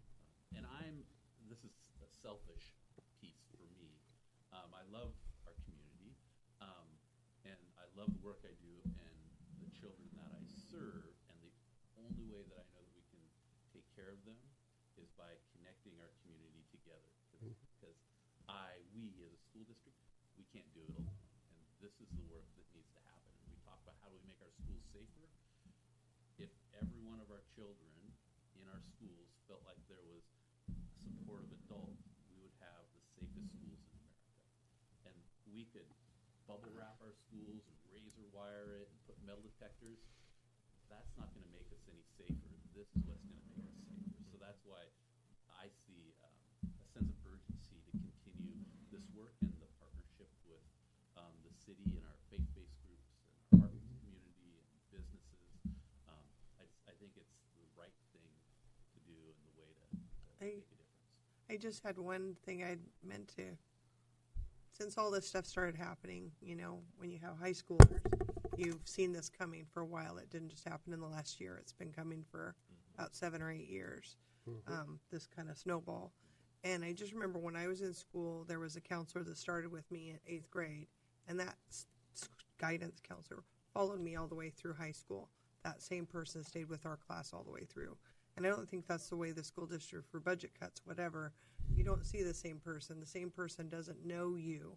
And it takes a while for a teenager to develop trust and develop some kind of relationship with someone at school, where they get different teachers every semester, different teachers every year, and a different counselor every year, and they don't feel that connection. And so if they only have a mom that works 2 jobs and no dad, you've got kids kind of swimming in the ocean, and they're not going to trust just anybody with those types of feelings, those types of thoughts, those types of that lost and alone feeling. They're not going to trust with just anybody. So I would hope, I guess, that the school district is doing a lot of work, but to just give that counseling department the support that they need to do the jobs that they know they want to do. I think beyond schools, though. This is a community connectedness that Oh, we're yeah. trying to develop. Yeah, school district is a key player, but like I said, the ratio's off. My wife's a teacher in high school, and I've spent a lot of time working with local schools. And even if my wife's not only a teacher, but she's a superhero when it comes to kids. She's one of those kind of people who can just tell what's going on with a kid and get them to talk to her, in a really short period of time. But she's got 150 kids a day coming through her classroom, and she's got to do her job. She has to teach, and she has to fill out reports, and she has to do all this other very important information work that I'm sure. And so she can't be dedicated just to interacting with the kids. And even if she could, 150 kids is too much for one person to be able to connect with. We have to have more people interacting with these kids. And there's a whole generation or two who currently feel no sense of connection to these kids because of the way that we've separated the generations over the last many decades. I mean, marketing pulls them apart.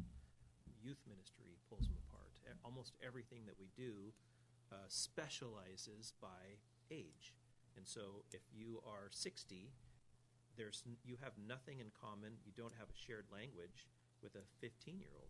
There's just a lot of barriers to overcoming that. It's very possible, and both the kids and the adults want it. We have to create a structure where it's a norm for that to happen.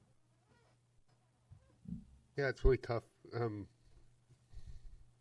Thinking about and it's just funding when it comes down to it. We always have great ideas, but it was a handful of teachers throughout school that reached out that kind of made a difference in my life. That had some impact, and a few people out in the community. But I'm thinking about the school, and there was 30 kids per classroom then. Yeah. That's just too much. So I think we need to write the governor and say, we'll be a part of this pilot program, and she support us for the next 10 years, and we cut the classrooms in half, give us the funding, and monitor our rates to see how successful it is. That's really what we should do. And the good news is that the governor's most recent budget I know. is very supportive Yep. of schools. But $2 billion is still not enough. It might work, though, 10 if days. you had volunteers in the classroom. 10 more days cost us $500 million in Oregon. So there's half of that, $500 million of the $2 billion increase. Still not enough. And I know you guys can't cover everything in this presentation, so I would really recommend that the rest of the council look up source on cell phone or computer. Connect BG and Sources of Strength, because there's a lot of data there that supports what they're talking about. I'm definitely passionate about stuff like this, so keep me informed and involved. And what we're asking for is a partnership. Yep. To continue to work together. Yep. And as we grow on the business end and the government end and the school end, and with our faith-based pulling people together, I felt, as I said, it's important enough that we move forward and that we work together and continue our partnership. Yep. So I'll look forward to that meeting soon. Okay. Thank you. Yep. Okay, update on recreational program. Shauna. Another partnership. Yay. Yay. Hi, I'm Shauna. I'm the recreation coordinator for the city. I just wanted to come in today to kind of update everybody where we are with the program and where we're going for the winter and spring catalogs. And then if you guys have suggestions or thoughts or things that we're not hitting the mark on, to let me know about. And you don't have to do it here. My email is always open, and so is my office door. So we started the program back in June of 2018, and our first event was a walking group. We did a twice-a-week walking group, and that became very successful to the point where the people that were meeting twice a week started meeting every day. And so they were texting each other and meeting, and most of our attendees to that were 60 years and older. A lot of people who were just had a spouse pass away or moved out to the area and didn't have any family out here. And so they found that connection with that walking group. So we plan on starting that again once the weather gets a little nicer. We also hosted a series of movie nights that I know I saw a lot of you guys at, so thank you for supporting the program. Those were to the point where I had to tell friends to scoot over so other people could sit in because they were packed each night. And so that was a lot of fun. We did them at the Columbia View Park, and I know going forward we've talked about rotating parks or maybe adding a few more to kind of get more exposure of the other parks that we have in town. Another event that we had that was a huge success was the 0.4K Underachievers Fun Run.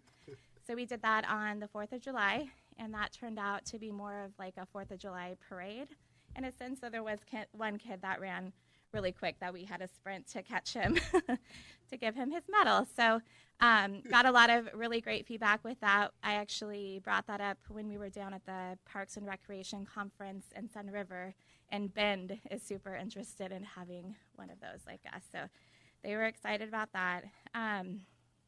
We had community game nights where we just popped up at a park and invited whoever was walking by to come play games with us. Our first one was at the 6th Street Park.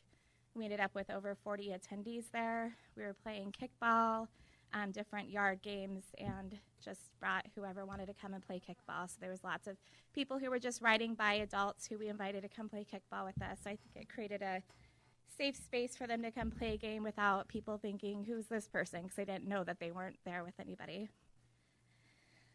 We did a family yoga on Wednesdays right before the free lunch program.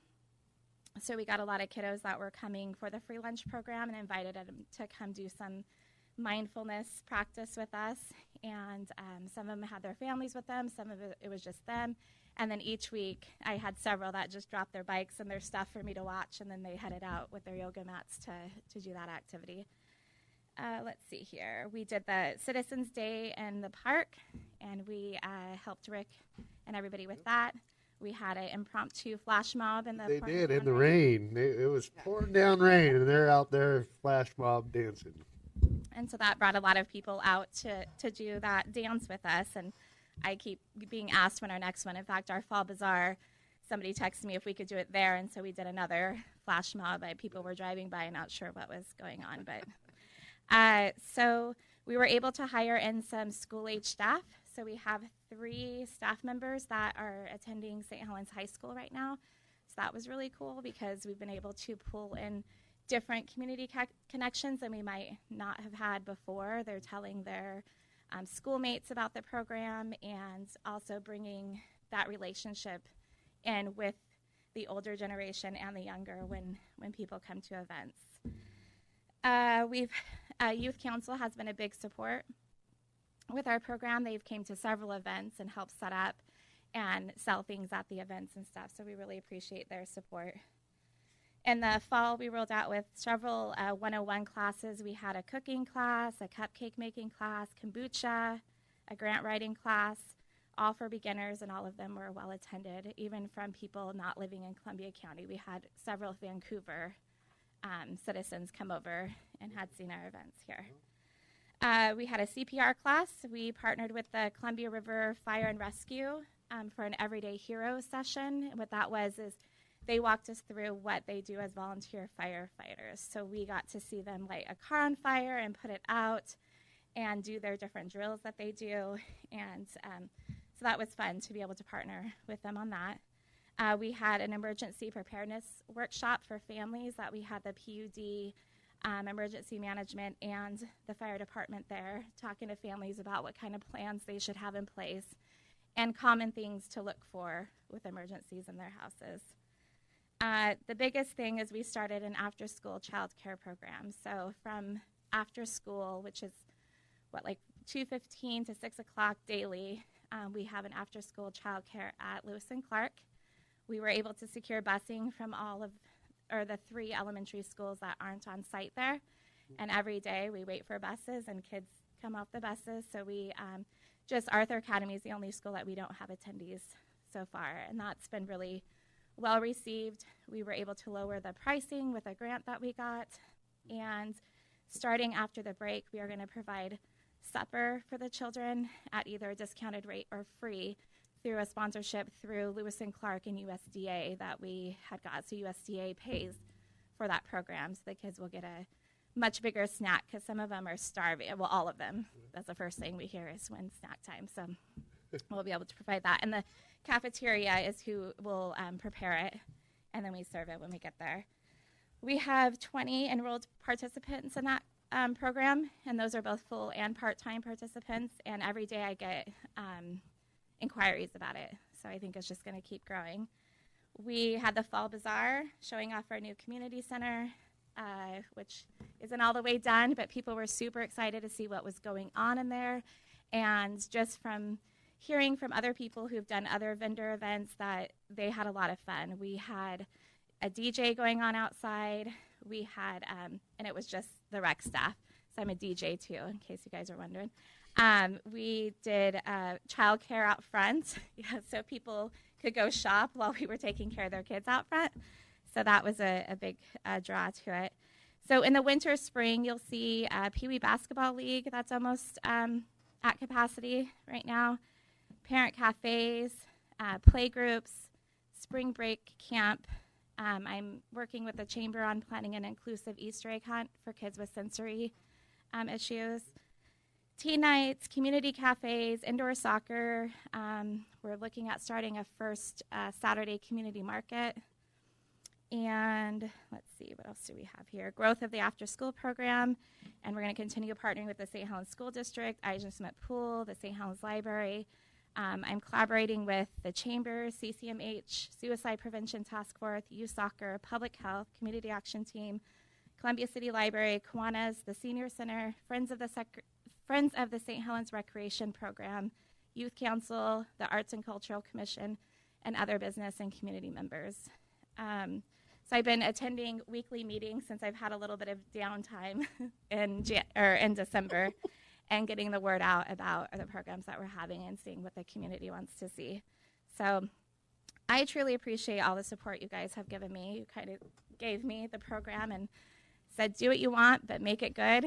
And I've tried to do that. And Susan, your support in this has been amazing. You know, going to the meetings with the school district and all of your support, and all of you guys have supported that. So yeah, just let me know if there's anything that you think that I should add to the program, or if you ever have any ideas, email them over. You guys have any questions? Or your definition of downtime is very amusing. Love it. Scott, since this was basically your idea early on, what do you think?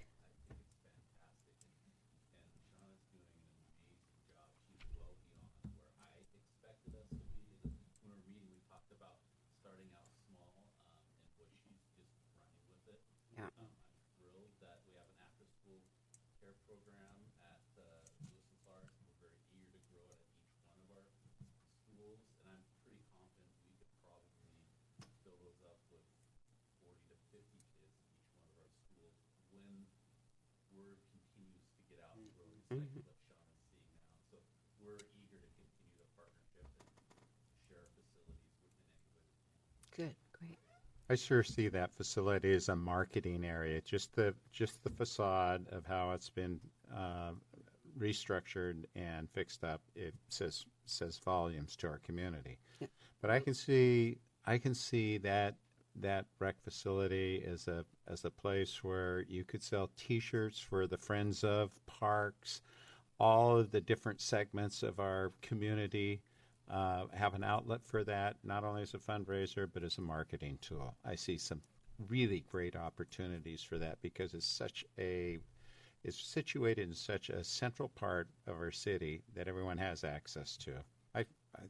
It's a great, when we did the Fall Bazaar, the apartments near there had heard the music, so we had several kids that just came over to play cornhole with us, and so that was really nice to see. And we've been remodeling a rec center and all of this too. Shauna, your creativity is amazing. Thank you for all the work you put into this. I didn't know if you've shared that story, your kickball story about the loner man coming to play kickball. That his little story. It's like every time I hear it, it's like I can't hear it enough. Just he was riding a bike by and asked him to come play kickball, and he said, "Would that be weird?" And I said, "It'd be weirder if you didn't." And so he came and played kickball, and at the end of it, he came over to me and let me know that he's estranged from his family and doesn't have any really purpose right now, and that was a big thing. He was riding around town wondering what he wanted to do next, and we asked him to play kickball, and so that's what he did next. So I'm a very spiritual man, and I believe that things happen for a reason. And I'm very happy that the council decided to take back the fair building. Yes. It was a very wasn't an easy decision, but it was obviously the right decision as we're moving forward to get that going. And yeah, we're excited. I want to get give that. kudos to Matt too, because he has been working a lot on this program as well and following this project very closely. And you and Shauna, I know, have been working together on this. And Yeah, it's been a team. Yeah, he's been phenomenal in it. Sometimes I wish he would say no to me on things. I'm like, oh, man, he said yes, I can do that. Yes. No, I'm just kidding. But it's been great. Hoping to have it's open, but kind of a grand reopening February sometime. Is that correct? Yeah. Is that still the date? Okay. Yeah. Yep. So everything costs money and takes time. So, yep. Thank you, you. Shauna. Okay, Riverfront Connector Plan update. Jacob. And Jenny. Hi, Jenny. Our city planner and associate planner. Yeah, really quickly. I just wanted to mention the skate park, and I wanted to say I think that project is really great to involve the ACC specifically. I think that's a great opportunity, and the fact that it's the 20-year anniversary. She came back.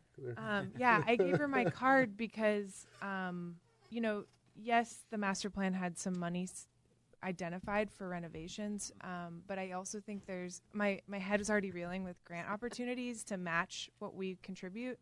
And so, if we're going to do repairs on it, we should do it right and do a fuller project. So I just want to talk to Neil about renovations. I just wanted to mention that. I think it's a great project, and I think it's a project that has a good narrative for landing a grant. I think it could be successful. So, so we'll talk. So switching gears. Oh yeah, that would be helpful.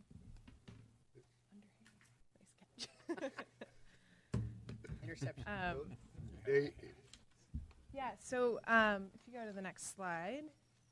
You got the clicker. Oh, yeah, sorry. I don't know what I was thinking. So we're almost done with this. We're at the tail end. We're about 3/4 of the way through. The last time we had a meeting was in October, and we talked about the design options throughout the corridor. And there's some minor tweaks that we're going to go through, and then Jacob is going to chime in, and we're also going to talk about implementing policies and text amendments, basically, so how we need to change our code to jive with this plan. So we have a joint work session scheduled for February 20th at 6 o'clock with the Planning Commission and you guys. So that'll be a work session to look at the draft plan in its almost entirety. And then we'll have 2 hearings, one for the Planning Commission in March, and then one before you guys to actually adopt the plan in April. So we're on track. And March and April is conceptual time. Yeah, tentative, but that's the plan. So you've seen this project area many times now. So we're just going to kind of go through the corridor and highlight specifically what has changed since you last saw it. There's just some minor tweaks throughout it. And we're not going to go through every section like before. Right. Just the updates. Yeah. So if it stayed the same, we skipped it. So this is one street section that visually looks the same. This is through the former veneer site. What changed is this element width column thing on the left. And this just provides us some flexibility if we want to go with a smaller right-of-way width than 80 feet. We can, remove the bike lanes and have shared travel lanes. We can shorten the planter strip and shorten travel lanes as well. So that provides some flexibility as the site gets developed. And if you look, it gives us a range of 60 to 80. 80 is, the granddaddy of our right-of-way improvements, but this would let us go to 60 and still honor the plan, providing flexibility, which is something we all asked you about last time. Yep. And I like that low speed too, 20 miles an hour, Yeah. shared type stuff. One other thing they added to in the narrative, it talks about a traffic calming circle, not a roundabout, because those are when you have multiple streets coming together, but a traffic circle could act as a turnaround if we don't develop the entire street all the way down to Plymouth. And it could also serve as a gateway feature, slow traffic, and provide a better pedestrian experience in that area. So that's also captured. So the next biggest change, and last time we were here in October, we sort of alluded to this new roundabout design that is centered on the property that the city already owns, and so that's kind of called out there with the caption. The biggest thing about this is it minimizes impacts to private properties while accommodating all of the different streets that kind of collide in this area. The light gray section is a mountable truck apron, and then the green section in the very center is not mountable. And so this can accommodate, do you remember the size, Jacob? Were they 52? I think it's 74 feet. Yeah, so it can accommodate, no, I think it's the smaller one. There was a 64. 67. There, that's the one. A 67-foot truck would need more mountable area wheelbase. So, I mean, Right. there's going to be some engineering involved, Right. but the idea is there is some flexibility depending on how we want to view freight. So like the green area would shrink if we wanted to accommodate a larger truck area. The non-mountable area would shrink. Mm-hmm. But this is the recommended for now. The idea behind, and if you notice, the house that we own is right under that. Yep. Um, The green. Yeah. So the bullseye or the green, the idea behind that is we had a lot of input about having that be a gateway feature. Yep. And so if it's not mountable and you have a statue, obelisk, whatever, obviously you don't want people running into that. Yeah. Right. And I really like that the 12th Street. You know, I mean that is a main area for our police and fire to come down. And I'm glad they took that into consideration too. Yeah, like I said at our last meeting with our advisory committee, you know, when we were working on the waterfront plan, you know, this is the intersection that made us go, oh man, we need to figure this out. And so, you know, this slide, this is the one that we've beat up the most, and this is kind of the, you know, all these discussions, all these options. Here's kind of where we're finally settling. Since we're on it too, just the restricted access has stayed the same on the very left-hand side of that drawing. So there's a house that currently has a driveway that they can actually access Old Portland Road. So that would be cut off to minimize access approaches onto Old Portland Road. And then also the South 12th coming, heading north, it's a right turn only there. So if you live on South 12th, you would have to go around and enter the roundabout 13th. through. Yep, Yeah. exactly. And that's because there were too many conflicting streets in a short period of time, and so What are you gonna do about the house? That's the only access to their driveway. the one on Old the Portland- left-hand side Old there. Portland and Fort So Street. there, it would just remain a driveway. So it would stub. It would stub at Old Portland Road, and you wouldn't actually come out that way. You would just go up to Plymouth Street and come out that way. So if I had a pointer, I would show Yeah, you. but- I'm just seeing it. It's really tight right here. How you- Oh, them. Yes, Um, them right there. That's what I thought you were talking Well, about. I mean, when was talking they're about the other side. built, though that's going to be examined. Right. You know, this is a planning concept. And yeah. So there probably won't be one tree there. There'll be a driveway missing. Yeah. Yeah. Right. Right. Yeah. Yes. Yes. Correct. You know, unless in the future cars Hover. travel. We've through talked trees. about hover, Through that. hovercraft, and Yeah. autonomous. Jacobs, yeah, we've been there. They'll use a drone. I like your attention to detail. Though. That's good. So this was not the original image that was shared, but it was a similar concept. So this is just now showing the two cycle tracks on each side adjacent to the sidewalk rather than the cycle tracks on one side. And it's easier to have the two cycle tracks on each side because you can transition from just normal bike lanes much easier than if it was on one side. And intersections are a little bit easier to handle. So in this image, the cycle tracks are street level, and then there's a curb and grade separation between the sidewalks. So there's no conflict between pedestrians and bicyclists in this design. I think that's all I had to say. Yeah, I think just if we back up and look at why we ended up with that, I meant back up in time, not the slide. When we, currently in our TSP, our cross section is travel lane, bicycle lane, landscape strip, sidewalk. And early on in this, our consultants had some level of stress analysis to see how comfortable are bicyclists on some of our arterial streets, and not very comfortable. And in the forecast, they will continue to be uncomfortable. And so the idea here is that you're getting some of that separation from the vehicles, and so we're taking that landscape strip and moving it over between the travel lanes and the non-motorized areas. So this is that Castor Road and Old Portland Road. So you can also see on the north section of Old Portland Road there, that cross section is kind of in the 2D version. So you see the bike, the cycle tracks and the sidewalks and how that would work through the roundabout. And so the notes there are talking about how you transition from cycle track to roundabout. So it says there's a detectable warning for pedestrians with low vision towards pedestrian path. So basically it's something that notes, okay, this is a grade change here. Cyclists are separate from pedestrians.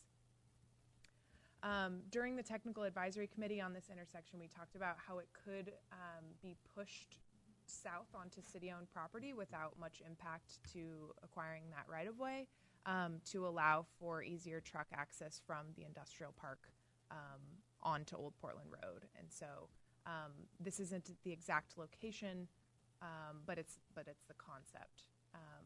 And again, the gray part is the mountable part of the roundabout on this. And we did, this is 67-foot truck compatible. Right, so it's the larger truck. Like the other one wasn't, this one is. Because we know there's industrial activity that will occur to the south. Trucks already using that intersection at that size. So it's Well, for that. and what the discussion was to bring it back to city-owned property to make it even more accessible for even bigger trucks than what it accounts for now, right? Yeah, it's nice when you own three sides of an intersection. You have a lot of flexibility about the location. And then we'll be taking bids on the highest bidder for the stoplight when we go to pull that. So you can start putting in bids now. Yeah, unless the museum wants it. ODOT's museum actually does want that. Do they really? Yes, they do. They get lots of money. They do have lots of money. That's a good point. I didn't know John ODOT Walsh. had a museum. So this is the recommended design for the Old Portland Road, Gable Road transition. So the benefit of this, if you'll remember, is we want to move the intersection away from the Railroad Ave and Railroad cross section because there's a lot going on there and the queuing gets backed up. So the benefit of this is that it doesn't require a signal to meet mobility standards. Obviously, signalization is a lot more costly. It does go through private property. And the consultant said that for the design, they've kind of centered it between the two buildings so that, buildings wouldn't have to get removed. But again, that's flexible. You could move it to the north, you could move it to the south. That would come during engineering level design. It moves the traffic away from the railroad crossing. Yes, exactly. And there's a kind of ugly there at that corner when the train's sitting there. And then along Gable, you'll see on the next cross section, I think, or maybe you won't because it's the same, but there's a continuous center hand turn lane to provide for turning onto Old Portland Road. And then I didn't know if there's a note somewhere in the plan about projected for changes at Millard and how that might impact traffic at Gable and 30. Yeah, so in their projections for future growth of this intersection, they incorporated those changes. And that's why that intersection didn't meet mobility standards because they were projecting an increase at this intersection and also the McNulty intersection. Yeah. Was there any talks about, well, I believe that's Hudson Garbage office there or whatever, but trading properties from the road right away on the old Portland Road site, which is, if I remember, I think John brought that up. Which is down yeah. in this area. Spot to the other. Yeah. And trading that with them in some senses and allowing this to be some kind of roundabout as well. Was there any talk about that at all? There was talk about the first part of your comment that, yeah, you get old right-of-way back and onto the tax rolls, and that could certainly be a kind of a trading chip. Oh, I think that would be, I think there's an opportune time to do that, and instead of a private enterprise sitting right at an intersection like that, it can sit back and have, better accessibility and that kind of thing, and then, it gets back on the tax rolls instead of being vacant land. Exactly, yeah. Yeah, a roundabout wasn't discussed for this intersection, but definitely that there's a benefit of removing right-of-way and giving it back. Well, you're creating a new corner, so. Yep. Hudson's probably isn't going to want to have an office across the street. Right. They're going to be having something close to their yard more than likely. And we know when this happens that there'll be a lot of work with the railroad, and it'll be quite a chore. Well, the thought came to mind about putting a light there. And I go, wow, maybe you could avoid putting a light there and put a roundabout there instead. And then get a win also from the moving the, seeing if Hudson would cooperate with that. I'm sure they would. But anyway, that's a thought. Yeah. The elusive railroad people. Has anybody ever met with them? Yes. Yep. I've heard of them. And when you meet with them, Lionel. it's very memorable. Have a nice day, right? The big old buckle that says railroad on it. Very memorable. Wow. Yeah. They're like, I think I asked too many questions, so I didn't get invited back. So this is the intersection at Port Ave and Old Portland Road, so kind of backing up a little bit. Ideally, and I think this was in our TSP actually, to align Railroad Ave with Port so that it's one intersection rather than a kind of a disjointed one. So the idea here is that you'd create this new intersection. Obviously, there's impacts to private property through there, but eventually that would connect to the existing Railroad Ave further down. So there's some right-of-ways there that it could kind of cut over. So you're not rebuilding the entire new road, just that intersection. Just wanted to highlight that. Another case where you have adjacent right-of-way, which could probably be vacated. Right. You have that right-of-way just to the west of Yeah. street alignment. Right. So some bargaining tokens. So this is the recommended street section for Gable. I don't think this has changed. The same comment, though, about the cycle tracks being adjacent to the sidewalks, not parallel to each other. I don't think I have any questions or comments here. Did you have anything? Okay, great. All right. So, the rest of the slides, it's not really necessary to get into them unless you want to get in the weeds with detail. But in all these cases, when we adopt the plan, we kind of look at our comprehensive plan policies and ordinances and make sure it all aligns. And in this case, a lot of that's pretty simple. A lot of it's very typical, adopting the plan into the comprehensive plan, acknowledged by the development code so we can use it accordingly. The one thing, though, we should at least discuss with you in our proposed amendments, if you recall from a couple budget cycles ago, we started implementing the ordinance that says we can allow the fee in lieu of sidewalks. And when we started using that, we saw that the language of the code said sidewalks, which doesn't include other things which you typically have on these higher classified streets. For example, in the Old Portland Road and Gable examples, landscape strip, cycle track, and sidewalk. So it's not just the sidewalk. On some of the minor streets, it is, but on the other ones, it isn't. And so basically, we want to amend the language to reflect that. And so when we ask for or require a fee in lieu of, we can recapture the full estimated costs, not just those of the sidewalks. Of course, that's going to add cost to development, just like anything else. But we think the current language is a little deficient, so we want to fix that as part of this process. Does everybody understand that? So, Okay, there's just a lot making of sure. frontage improvements here.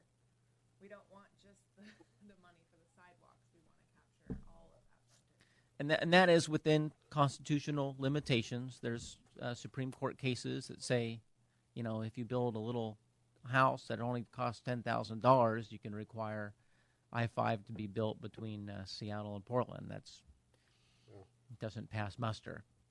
So there's always that stuff we have to think about. But you want to make sure, the first thing is to make sure you have the right tools in your code. Yep.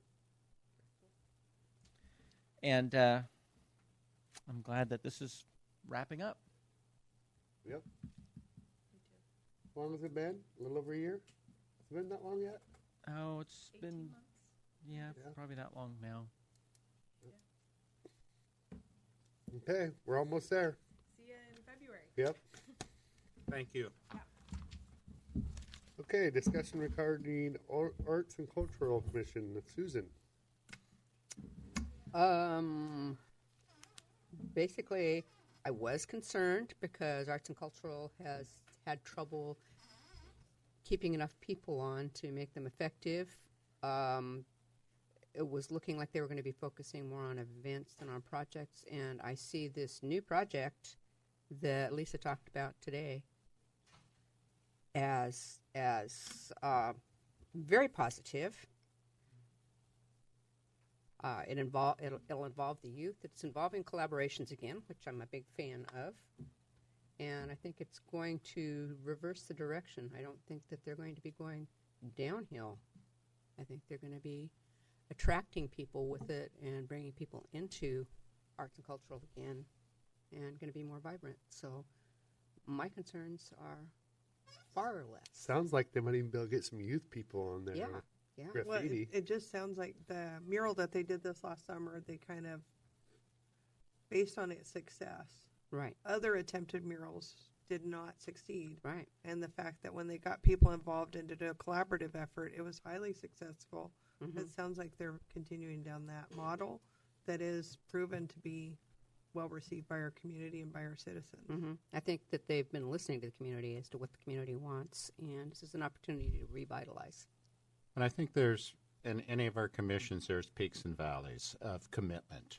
And I think that we have to be patient, in a sense, when we're down in that valley and we need people on those committees and commissions, that they'll come. Eventually they will. And it's part of our governing system, and I feel that it's kind of a sacred cow in many senses, that there's our link to our community. And so I feel very strong that we had evidence of that today with that testimony and enthusiasm. And I'm sure that our commission is going to, the Arts and Cultural Commission is going to grow. And even with the Parks Commission, I'm going to go back to the Parks Commission and advocate that we have maybe one or two people working directly with arts in the parks kind of concept, so that there'll be a liaison between the Arts and Cultural Commission and the Parks Commission, so that we'd get a report from those people. Mm-hmm. And so that, again, kind of like threads and weaves a good connection with both those commissions, which I think is essential for success in both of them. One of the things that they've been pursuing is conversations with the community, and that was in an effort to heal a disconnect that had occurred with the community. And I think those are still going forward. And it's another way of inviting the community in. I hope the participation gets better, but I think as people get accustomed to hearing about them, they will. And they'll get excited about this project. You skipped one. Oh, I skipped one. Yep. Oh, Matt. It's like, how'd we get over yeah. Oh, Lisa. Sure, come on up and, yep, we got to get you on the record. A couple meetings ago at one of the ACC meetings, in which I was the chair briefly, I said I thought that the ACC had an identity crisis. And I really, really thought about that a lot before I said that. And I think it's very true. And I think that in my last conversations with different people in the ACC, I said, our job right now is to ask the city, how can we be of use to you?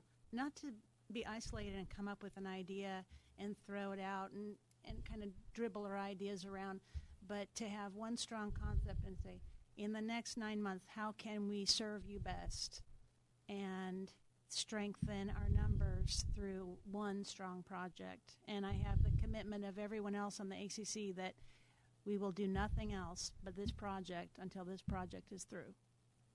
And to me, that is going to be a strong step forward for the group.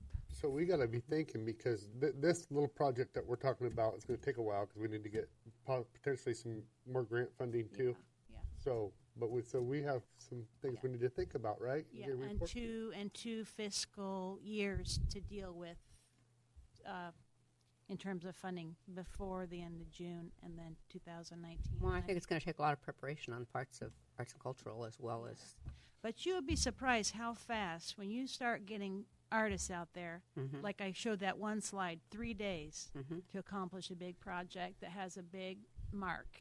So once it all starts to happen, it can happen very quickly. Well, and you can spend some time reviewing some of the artwork that people are interested in placing on it too. Yeah. Anyway.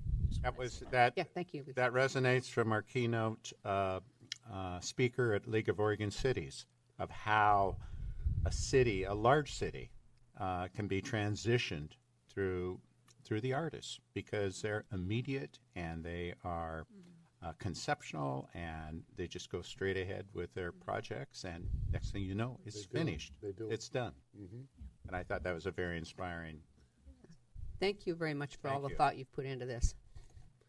Okay, so coming back to Matt, a review for recreation bathrooms at the Recreation Center. Yeah, I just wanted to give the council a brief update about the Recreation Center that we're renovating right now. When we originally spoke and kind of took over the building, I had a ballpark figure of about $50,000 in mind of what we were going to spend to kind of get things going. With the roof was obviously the biggest expense, which was like $20,000, $21,000, I think, by the time they were done. So I am right about at that $50,000 mark right now. I think I'm about 52 or so with everything that I've done. There are two big projects left to be done. One is the bathrooms. The other one is the flooring. The flooring is going to be installed. It's already purchased. It's already at the center. And it's going to be installed by the construction crew that is at the high school. So they'll be installing that at the beginning of January. However, I wanted to make sure that you guys were okay still moving forward with this bid of the bathroom renovations. The original renovation idea that we had that was very similar to the CCEC building that is being built, that ended up being about a $60,000, $70,000 estimate for what that is.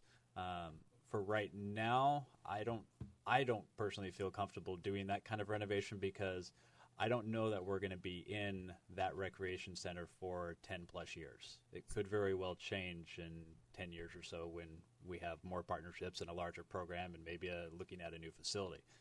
So an intermediary step was to kind of cut those plans in half. What the plan is to basically, if you remember the building at all, where the showers begin is where we're going to put up some walls with doors, and basically everything in the rear is going to be storage. So it still leaves a couple stalls for the men and women's. We'd have separate women's and men's room. And so this bid is to do that work. So it is removing all of the hardware and plumbing and redoing all of that entire area. So we're taking a bid from we're putting a bid out for outside help. Do we have anybody within our organization that might be able to do that? No, not this time. No? I was told the Public Works crew did not have time with their other projects. But how much money would this save us? when you're talking about Roger, everybody always goes, Roger can do it, but it's Roger and probably 2 or 3 guys to help him do it. So, Yeah. And we're really behind on a lot of other things from all the festivities that we had to help out with. So we had that meeting with Matt, and I just don't think it's no way we got the crew to do it.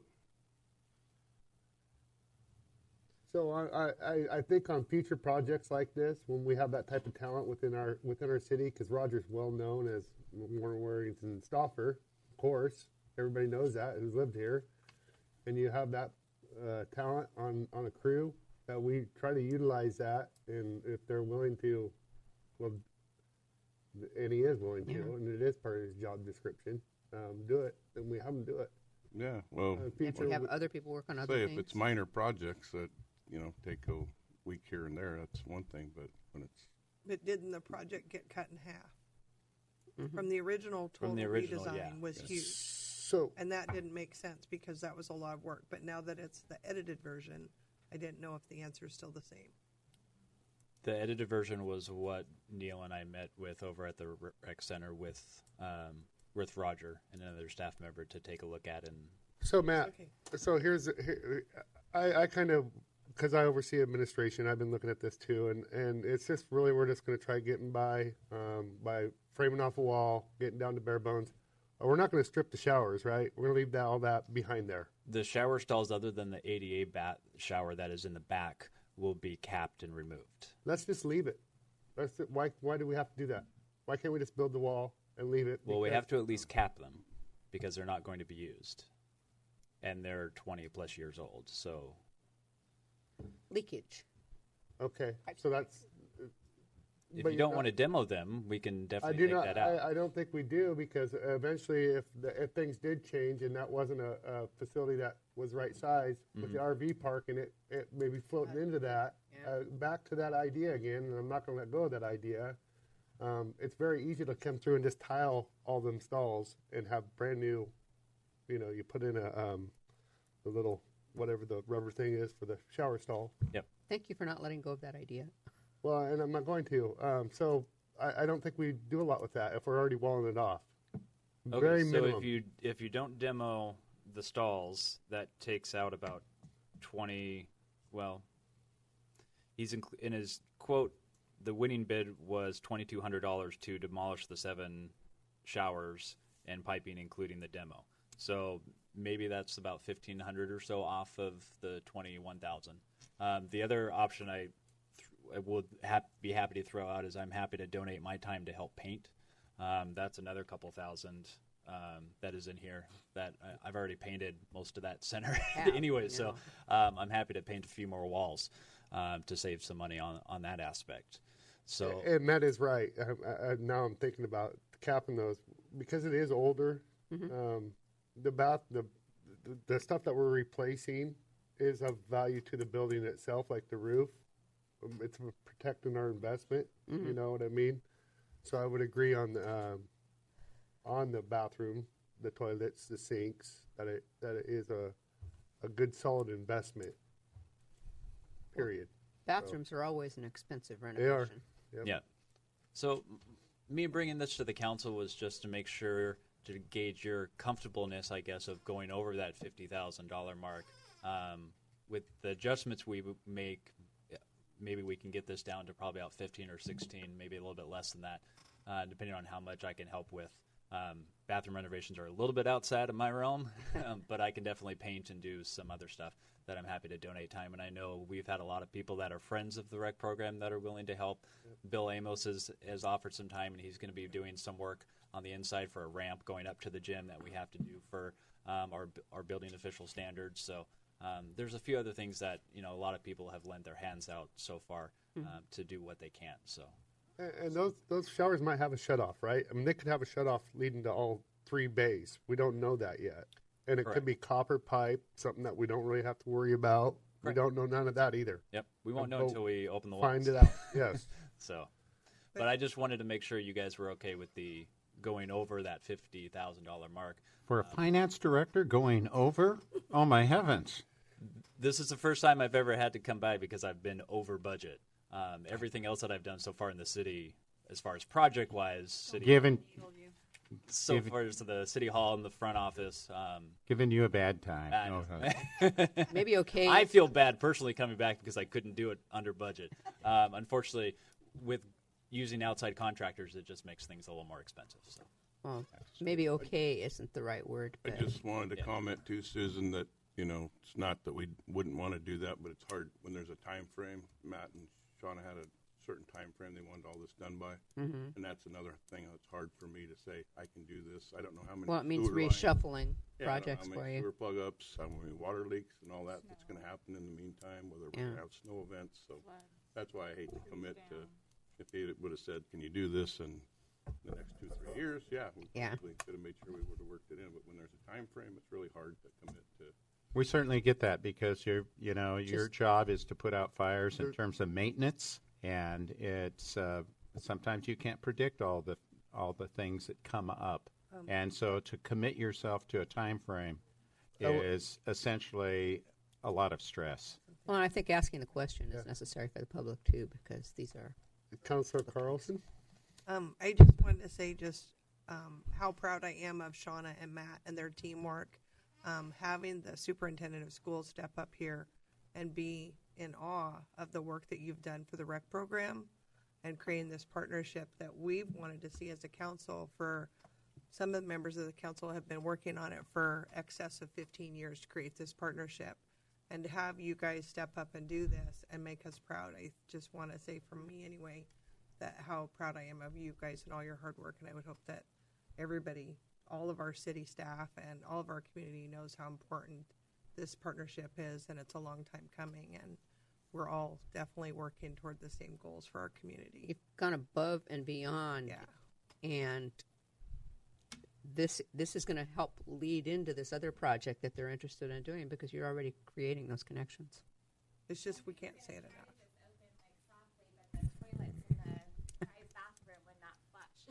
And so we couldn't. That's an keep the issue. building- yeah.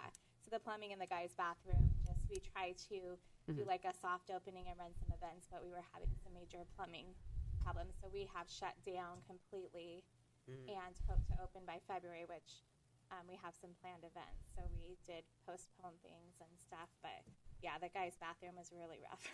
So.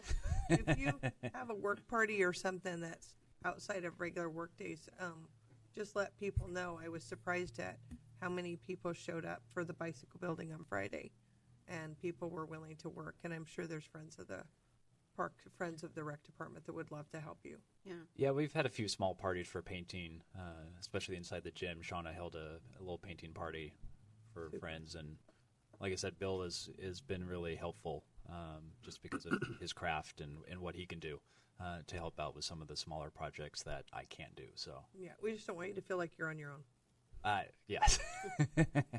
So just want to let you know that is on the agenda. PDX Plumbing was the winning bid. I went out and got 3 bids. 2 of them submitted. One of them chose not to submit a bid. So if you're okay with this process, I can go back and meet with them again and talk about some of the changes to what they wrote on here and confirm everything and then start moving forward. So we're still on track for the big first weekend in February to open up and do a nice big grand opening. We'll have probably another soft party for the high school kids when they finish the flooring to invite their parents in and some of the school district maybe to Nice. see what the inside sort of looks like. So Awesome. Sounds good. Good work. All right, so now I can move on to department reports. Chief Greenway. Yes, thank you, Mr. Mayor. A couple things just to cover since the last time we met. First was Donut Day, which was December 8th, Saturday, was another successful year. As a result of all the hard work and effort from the community and police department and all the sponsors and donations, 2,500 pounds worth of food was secured for the food bank, and $2,800 was taken in for donations. So this is the 16th. This was the 16th year that this Donut Day has been in existence, and they've kind of a running count. So 16 days that the community has stepped up, and they have raised over 50,000 pounds of food and over $40,000 in donations. And if you really think about it, it's our 16th year. You got to go. It's been 16 days, just over 2 weeks. That's huge. That this this tradition is going to continue on, and the community cares. And in 2017, just to put this in perspective, 6,500 food boxes were given out to the local community in need. So it does go to a good cause. It's well worth the effort, and looking forward to next year. So And I think this thing has expanded though. Scappoose has grabbed a hold of it now. yeah, Scappoose, Rainier, Columbia County Sheriff's Department's involved, which is good. I mean, we can't take all the credit. Yeah, sure you can.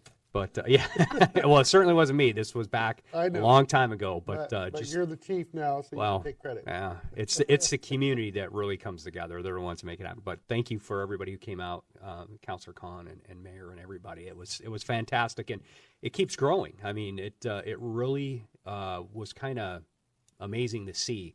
The kids come in just to see Santa Claus, and we had elves and just performers there, and our own Neil Shepard snuck in and got some donuts so early. They were trying. Yes. I think it's significant that it continues to grow, even though all these other groups are also doing it. Nevertheless, we're still exceeding. Absolutely. And once we had a volunteer from the high school dress up as the Abominable Snowman, and sadly he had the sign pointing the wrong way, so cars were going down a no outlet street. And so we rectified that very quickly, and but it was we appreciate everybody coming out for that help. So the second thing we did since the last time we met is that we embarked on a kind of a new program with the school district, and we're starting quarterly lunches at the elementary schools, and kind of touched upon what Scott had talked about creating a Connect St. Helens. We believe the youth is important, which they are, and so we had officers, about 7 or 8 of us, attend a luncheon appreciation at McBride Elementary School, where we got to eat lunch with all the students and the staff, and it was, I honestly, the officers got more out of it in visiting with the kids and having lunch with them throughout their lunch periods than the students did. We received hundreds of handwritten thank you cards and notes from the students at the school to the officers, and just showing their appreciation. It was amazing. It was a good way to kick off the event because we're right around the holidays, and so right away we had a great icebreaker. I apologize to the parents who are watching that little Susie and Johnny came home asking for a pony because we was kind of planted that, with the kids, what they asked Santa for a new baby brother or sister or pony, and so I'm sure Mom and Dad were kind of like, where did this come from? So, but it was a great event, and we're looking forward to the next school day that we get to do that. And again, it's just connecting the police department, not connecting, but strengthening the relationships we already have, and it was a huge success. In addition, we've been able to secure, just on a side note, we got the holidays coming out, Christmas and New Year's Eve, and been working with the St. Helens Lions Club, who's going to donate food for our first responders in the area on New Year's Eve. It's going to be donated at CCOM, and so where the officers, firefighters, sheriff's department, whoever's working that night, usually businesses are either overcrowded and they can't eat or closed. So St. Helens Lions Club had stepped up to donate that food, so very much appreciate their assistance. Yesterday, and Matt might be able to elaborate on this, yesterday Matt and myself and 2 officers took a tour of the Sandy, Oregon police station. It's a recently new police station they built.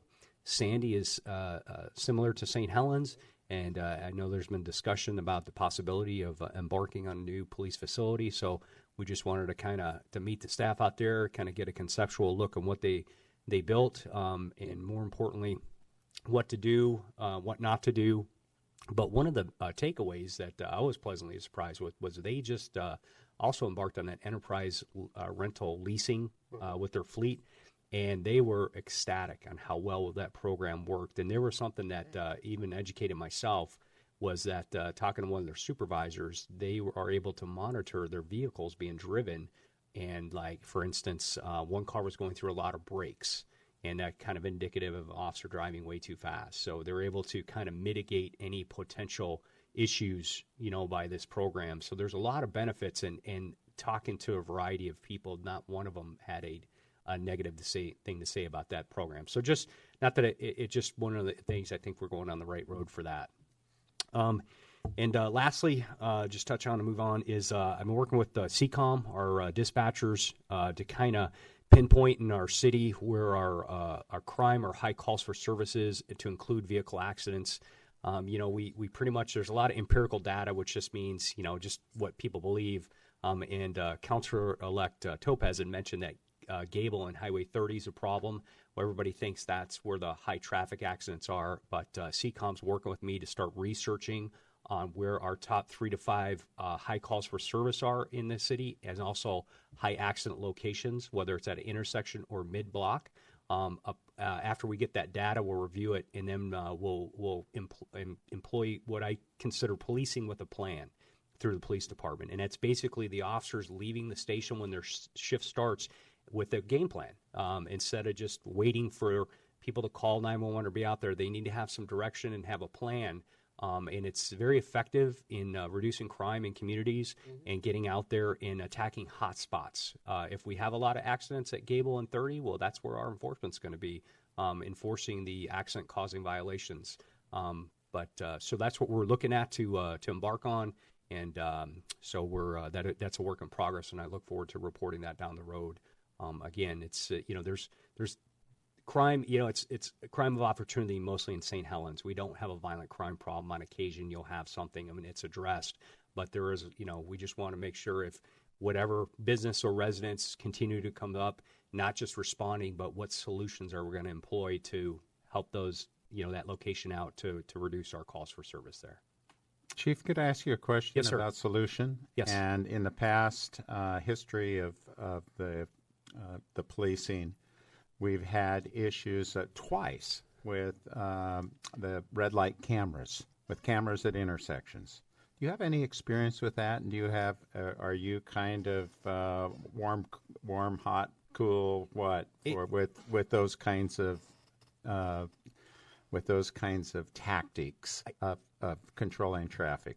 You can be on either side of the fence. I know that we looked at them when I was in Nevada, and the citizens didn't want them, and the legislators said no because they were challenged. And if you get a citation for running a red light now, a violation for running a red light in the state of Oregon, and you want to contest it, you have to go to court, and the officer has to present himself in court and testify.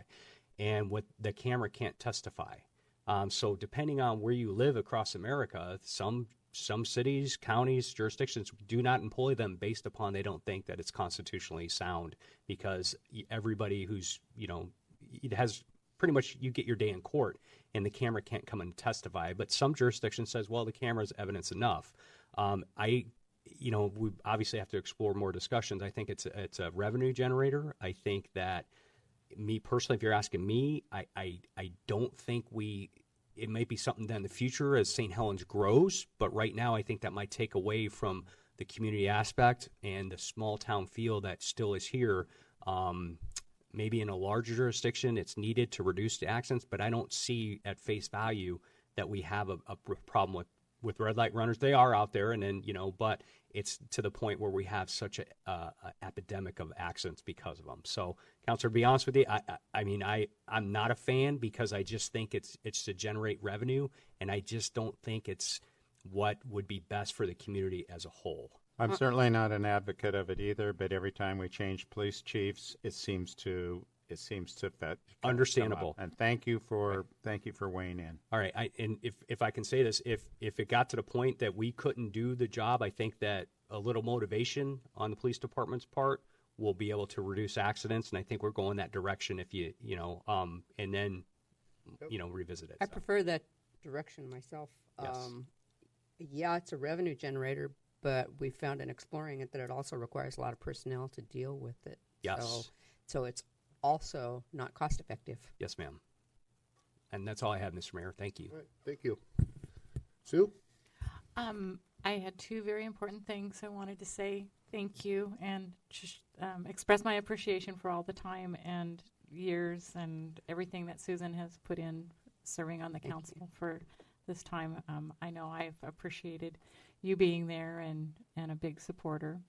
And also just wish everybody Merry Christmas. Thank you, Sue. Neil? I had a couple things. One, I wanted to inform the mayor that you're not the only hero on the river anymore. Who else is? Two of our guys, Ethan Sterling and Kurt Lamont, went duck hunting a couple weeks ago. and they were launching their boat, and they heard cries for help out in the river down by Clascanai. Uh-huh. 3 teenage boys from St. Helens had flipped over their boat. Oh my gosh. So they went out and rescued them and got them all back and got most of their stuff all back. Thank God. Yeah, so Yep. kudos to those guys. Yes. Good good employees. Yep. The other thing I just wanted to mention that always been a sore spot for me is that FEMA has finally recognized Public Works as officially being first responders. Oh, all right. They didn't recognize you before now? We all knew It's that. been a while, but Yeah. you hear people talk about first responders and nobody ever mentions Public Works. But anyway, Yep. Thanks, Neil. Margaret.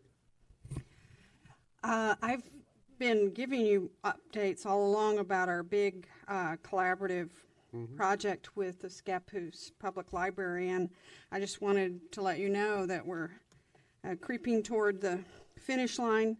The Scappoose Library has been closed the last few days. They're doing this major conversion, and so they'll be going live soon. Today we have 2 of our employees there that are going through training. Our 2 library technicians are there working with their cataloger, and they're getting jointly trained on the cataloging software that's new, a new version for us and brand new for Scappoose.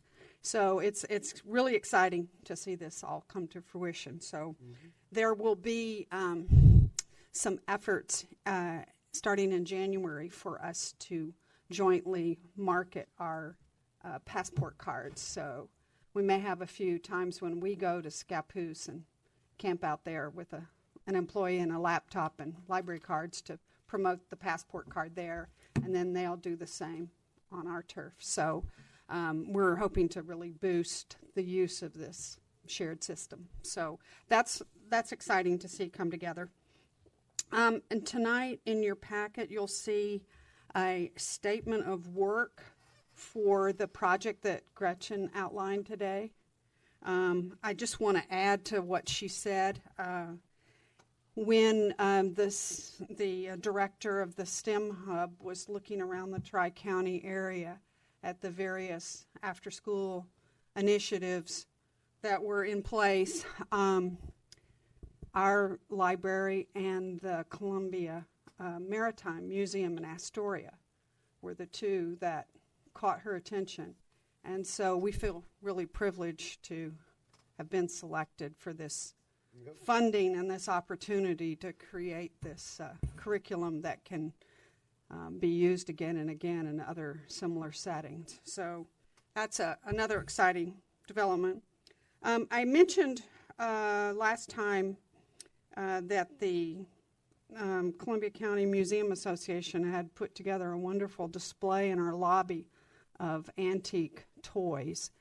It is stunning, and if you have not been by our building, you really should before the end of the year, because there are just everything from very, very old toys up to stuff from like the 70s, but it's all just eye-catching. So a lot of people have enjoyed seeing that. And the last thing I wanted to say is how much I have appreciated the experience and the guidance and the connectedness that Susan has offered the library. It's just wonderful to have somebody who has been on the library board, who has been on the school board, who has many, many connections with social service agencies, and a love of literature and all that the library has to offer. And so I guess I just really want to say thank you to Susan for all those years working together with our staff and with our board and with the Friends, and you will be missed very much. But we know you're still around. Yep. And all we have to do is bring out 3D pens at the library board meeting and invite you on down. Thank you. Thank you, Margaret. Matt. Just a few things. On the heels of Chief Greenaway's mention about our visit to Sandy, Oregon, if you remember back during the Budget Committee times, it's kind of a dark time, but we made it through. The Budget Committee approved some funds for a police study for a new station. The idea was to select a firm to come out and look at a few different sites to help facilitate a report to say which location would be best and how much a new police station would potentially cost, and how different ways of how we could fund a new police station. On the heels of this visit, I would just like to say it was on my topic list to bring up in January, but since we had this little trip out there, kind of reinvigorated some of the officers that went, as well as Chief Greenway and myself. And if the City Council would like to continue to move forward with that project, I would be happy to bring back probably in January an RFP for selecting a firm to do that study for us to help select a few sites. We don't have to discuss what sites those are tonight, so that can be another discussion. Let's just get the bond going. There are a few different sites that have been discussed internally and amongst yourselves as well. So if you are okay with that, I can come back in January with that RFP for you to review and approve. I think it'd be great to start moving on that. Yeah, that sounds good. Just note that there is some cause and effect, especially with rail traffic, with the concurrent kind of issues with the port and Port Westward, and the involvement of unit trains a mile long and going even slower, and causing all kinds of delays. I hope that enters into the site selection no matter what. They consider unit trains one a day, and even possibly more.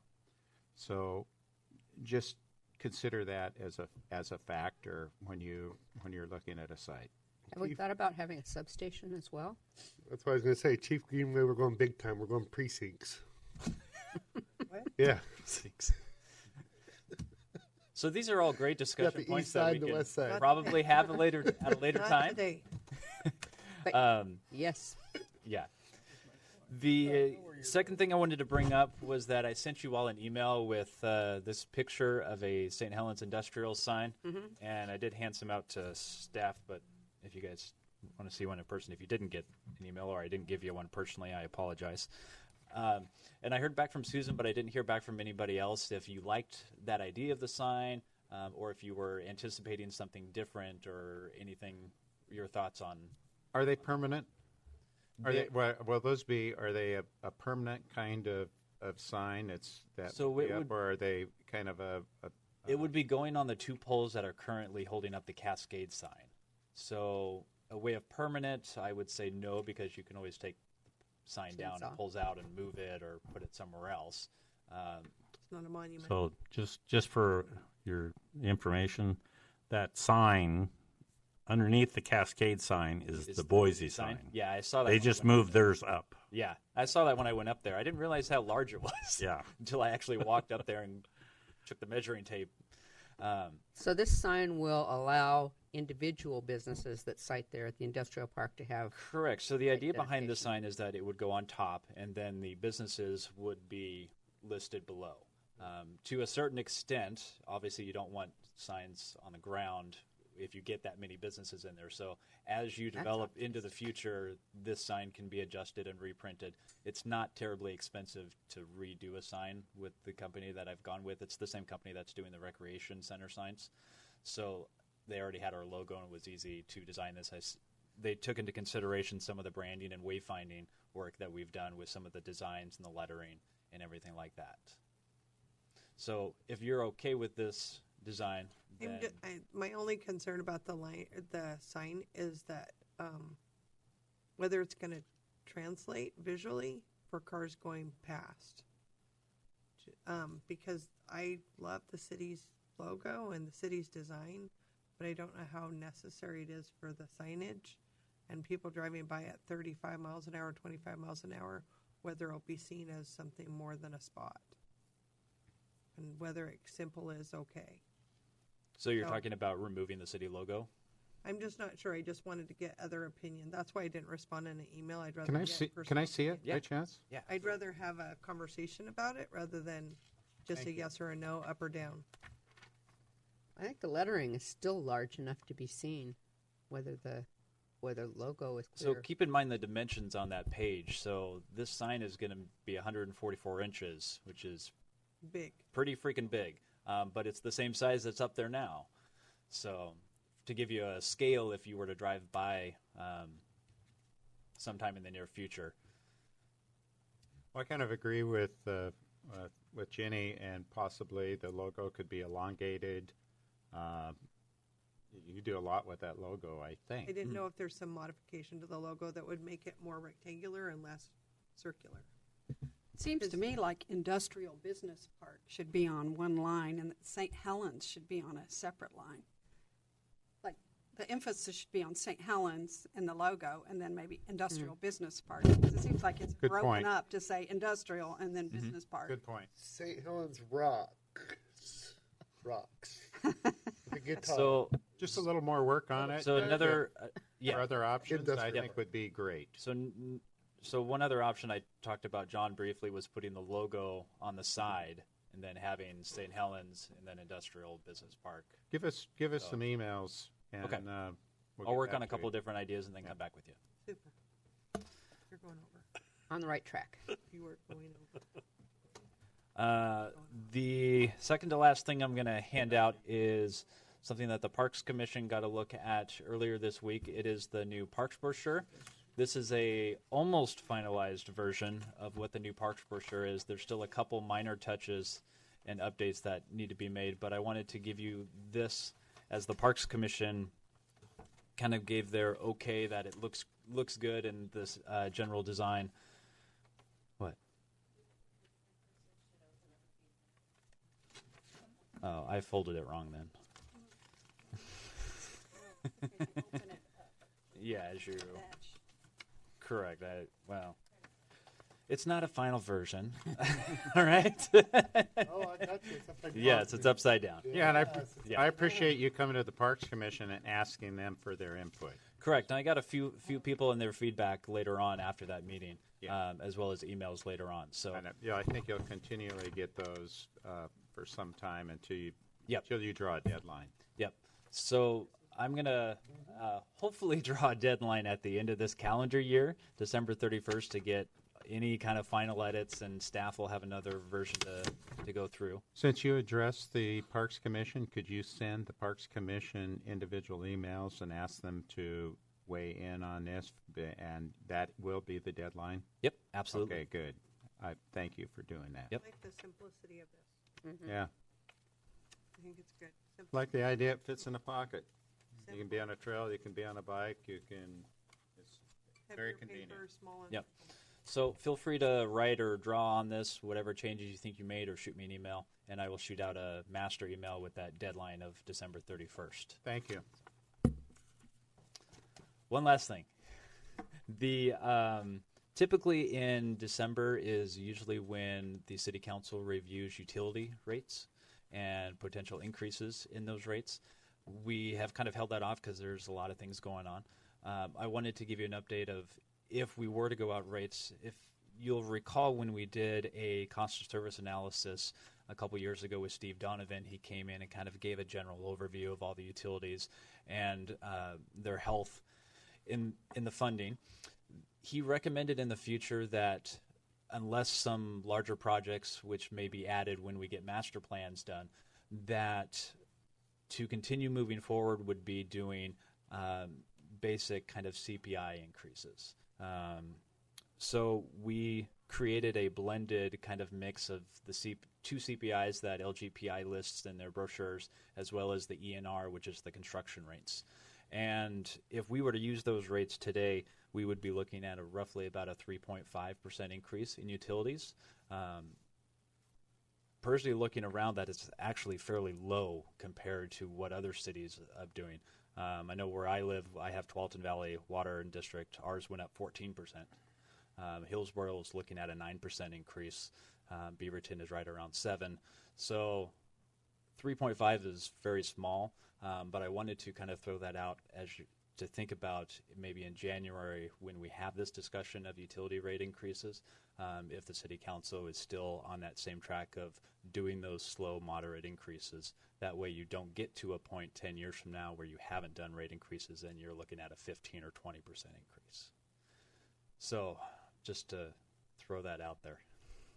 So you can probably expect that discussion in probably January sometime. I know Susan's glad she won't be. Yep, have fun. I might be having Maybe I'll be in the audience. One of the functions of a good economy is you have that growth and increased its costs. Yeah, and we're going to see that in our labor negotiations. It's as not well. the way our The citizens CPI is see running it. strong. Yep. Agreed. That's all I got. Thanks, Pat. Kathy? Nothing? John? So this has been a really good meeting. One of the things we do here is community development, and there's a social side to that, and there's and a physical side. And it seems like most often we're concentrating on the physical side of things, and building better streets and civic spaces, and having community pride and developing that. But the meetings we had today it was very civil. There was the connections, the purposeful, intentional relationships that the city has developed with these partner organizations we're starting to see some fruit from this effort, and it's really wonderful. I was thinking about at the end of the year and New Year's resolutions, and we do resolutions here, and how it would be nice to have more meetings that were as productive as today. The public art piece was a big one, and that's great. And the Christmas shipped event was amazing again, and it continues to astonish me how many hundreds more people come each year. When we started that, it's been going for a long time, but when you asked us to really kind of go big with it, and it just seems like every year there's literally hundreds more people. We did 500 cups of hot cocoa and who knows how many candy canes, and it wasn't just a crowd up here, it was a crowd down there and down on the river. Everybody had a good time. The fireworks were very well received.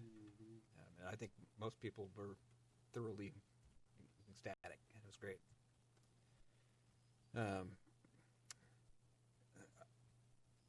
There's a couple other kind of business points. The Build Grant, I think it's pretty publicly known now that we were not successful in the Build Grant. I'm not terribly discouraged. Most of these grants aren't funded on the first time. I've worked at projects, 4 and 5 years before attaining grants. And most recently, our community-wide assessment grant, the EPA grant for $300,000 was, that took us two years to get that. So, yes, it's more work. We have to reapply, but as we reapply and each time we kind of improve and hone our skill, become more, increasingly more competitive, I'm pretty confident that it'll come in time. So, and the Sand Island camping lease is about. I have the final draft should be in my inbox, if not today or real soon. So, so we're real close with that. We'll talk about that. And looking around at the Halloween banners and the Christmas Plaza decorations, Halloween transition. Well, I did have another Halloween thing. We had the big stained glass that came out of the upstairs of the Masonic there that we have as a fixture up there, the centerpiece up there. Looking for somewhere to put it, and if the council interested in putting it in here somewhere, would be it's a fairly expensive, heavy, valuable thing. But and those banners right there were a paper kind of a trial kind of thing. There's a couple different styles just for this year. The wind the other day was pretty hard on everything and tore through it. So. Anyway, good meeting, and the STEM activities, the connections, the rec program, all these things seem to be a snowball rolling and growing momentum to make develop pride in the community. Taking up all the time. I think that's it. All right. Let's go with Councilor Locke. I just wanted to, I was looking at tonight's agenda. Could somebody fill me in on Lightspeed Networks and Company? Lightspeed is a non-exclusive franchise agreement that serves public buildings. They're looking to provide service to the courthouse. So in order for them to provide that service, they have to have a franchise agreement. It's an ordinance. It's modeled after. Is that for fiber or? It is What's for for? telecommunications. I don't know specifically if it's fiber. bet it I is. suspect it is. It's Yeah. high-speed internet to the courthouse. So But this is for the whole city, correct? it's an agreement with the city to serve. Lightspeed has a number of relationship, has a contract to serve all of the public courthouses basically in the state. So Oh, okay. Just wondering what it was. Yep. Thank you. All we got. super excited. That's it? That's all you got? Councilor Carlson? Just lots of good stuff's been happening this holiday season. I get to go first, though. Building the bikes, we gave money to the waste management to do the bikes, and of course Herb is like, no, it's not me, it's you. No, it's not me, it's not you. So it was kind of a festival. It's not me, it's you. That whole thing, no one wanted to take credit. Everybody just was pleased to have the joy, and it's like maybe not everybody realizes that they went to order the pizza, and Fultano's gave them the deal of a lifetime on pizza and felt bad because it took so long to get there, and said, well, if you let us know ahead of time, we'll make you an even better deal next year. We're just happy to be part of it. And it's just like that was the spirit of the event, and it just reminds you of why you volunteer in a community like this. It reminds you of why you do what we do, is because it does make a difference. Nobody in that room was getting rich. Nobody was, getting popular. It was 139 bikes made for kids that probably wouldn't get a bike otherwise. So that was super cool. I started kind of my interim council liaison position with the chamber, and I went to their board meeting. It's encouraging that, I guess, the last board meeting they sat at a table for 4, and this meeting they had to open up the big conference room, and all the seats were taken. So that was nice to see that level of enthusiasm. They had a lot of guests. And Legacy, the medical building that's building at the Violets Villa location, there's some miscommunication in the community and some fears by their patrons that they're losing services or something's happening. They just wanted help to get the word out that no doctors are leaving, no services are leaving, and they're hoping for a seamless transition with a June target date in the new location. So they just want to make sure people realize that no doctors are going away, and they're still going to do x-ray, they're still going to do lab, they're still going to do urgent care, and they're just moving the existing services to a new location. And it is confusing because their initial announcements said that they were moving to Scappoose, and right, people heard that and haven't heard. They're asking. Modifications This is my since then. report. They're asking for help from agencies, help from organizations to kind of quell that down, and they're going to be stepping out after the first year with some more information for the community. Some of the misunderstanding might be from they had some turnover of some medical providers that might have made it difficult for people to get in and get appointments, and that might have created additional fear. But their director from Portland was out, and their local manager was out there at the chamber. Really want to be part of the group, and they're really trying hard to get the information out there, and they don't want people to be afraid about losing their doctor. So I wanted to make sure I passed that information along today. That's all I have. All right. Councilor Khan. Okay, I'll start out with a couple of recommendations that the Arts and Cultural Commission made. They saw presentations regarding the City Hall mural that a volunteer would like to put over on the courts building over there. And they recommended that we approve that.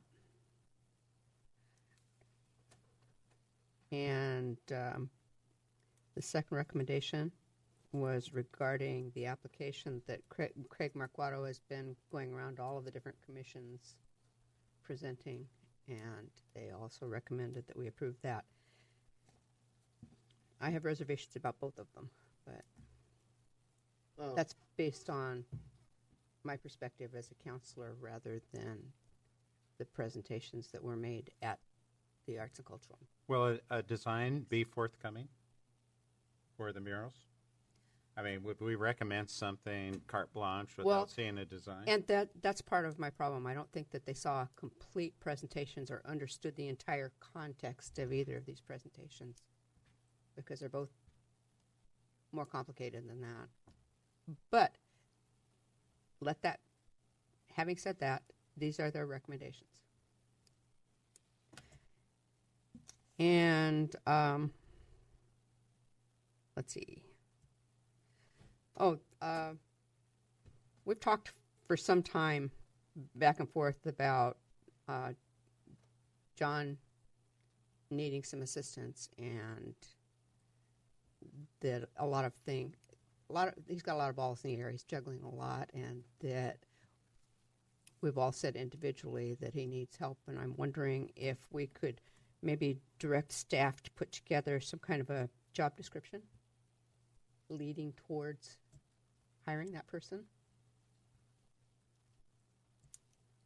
Are you still all interested in that, or? Yeah. Yeah. Yes. I'm Yeah. definitely interested. Something we've been talking about for a while. I'll work on it. Okay.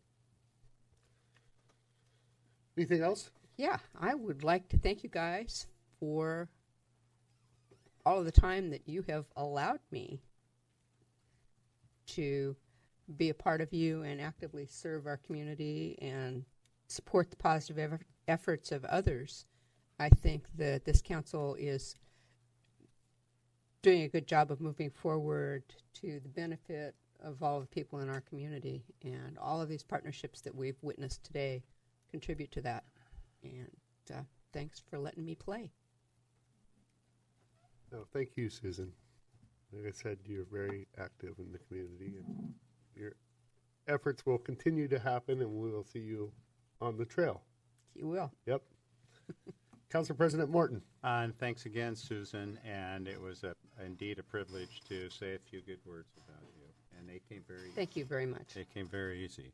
And I do want to apologize to Jenny for taking a restroom break during your report.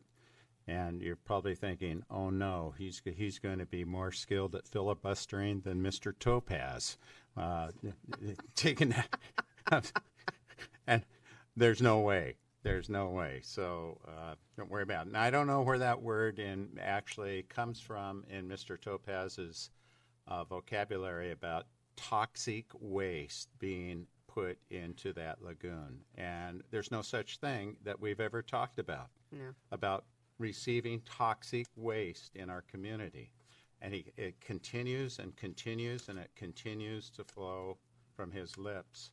And I don't get it. But anyway, that's neither here nor there.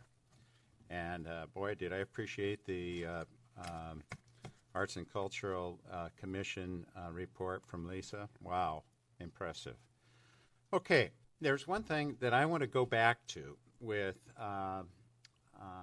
concerning Public Works and concerning our last meeting or 2 meetings ago when we decided to look at First Street and work with First Street intersection. And I was, there's pluses and minuses to that.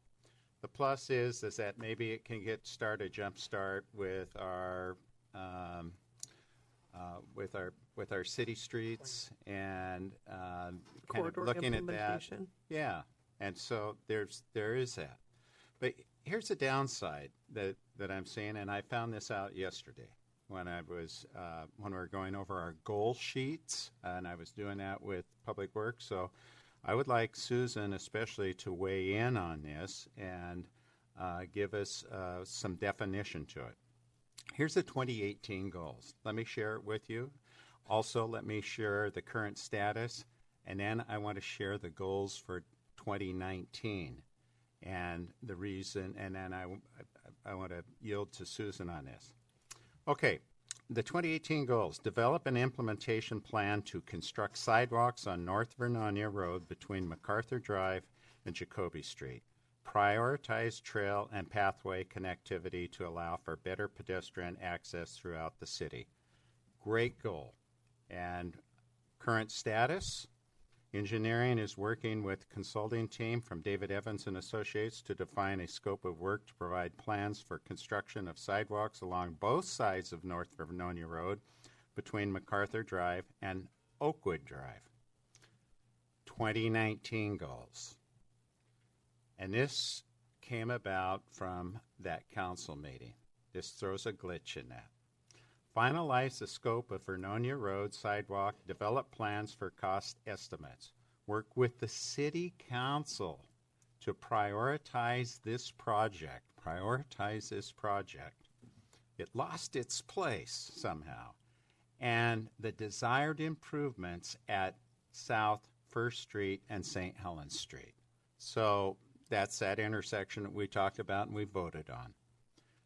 The amount of available funding will not likely be enough to construct both projects. So we go back to what that second sentence says. It says, work with the city council to prioritize this project and the desired improvement at South First Street.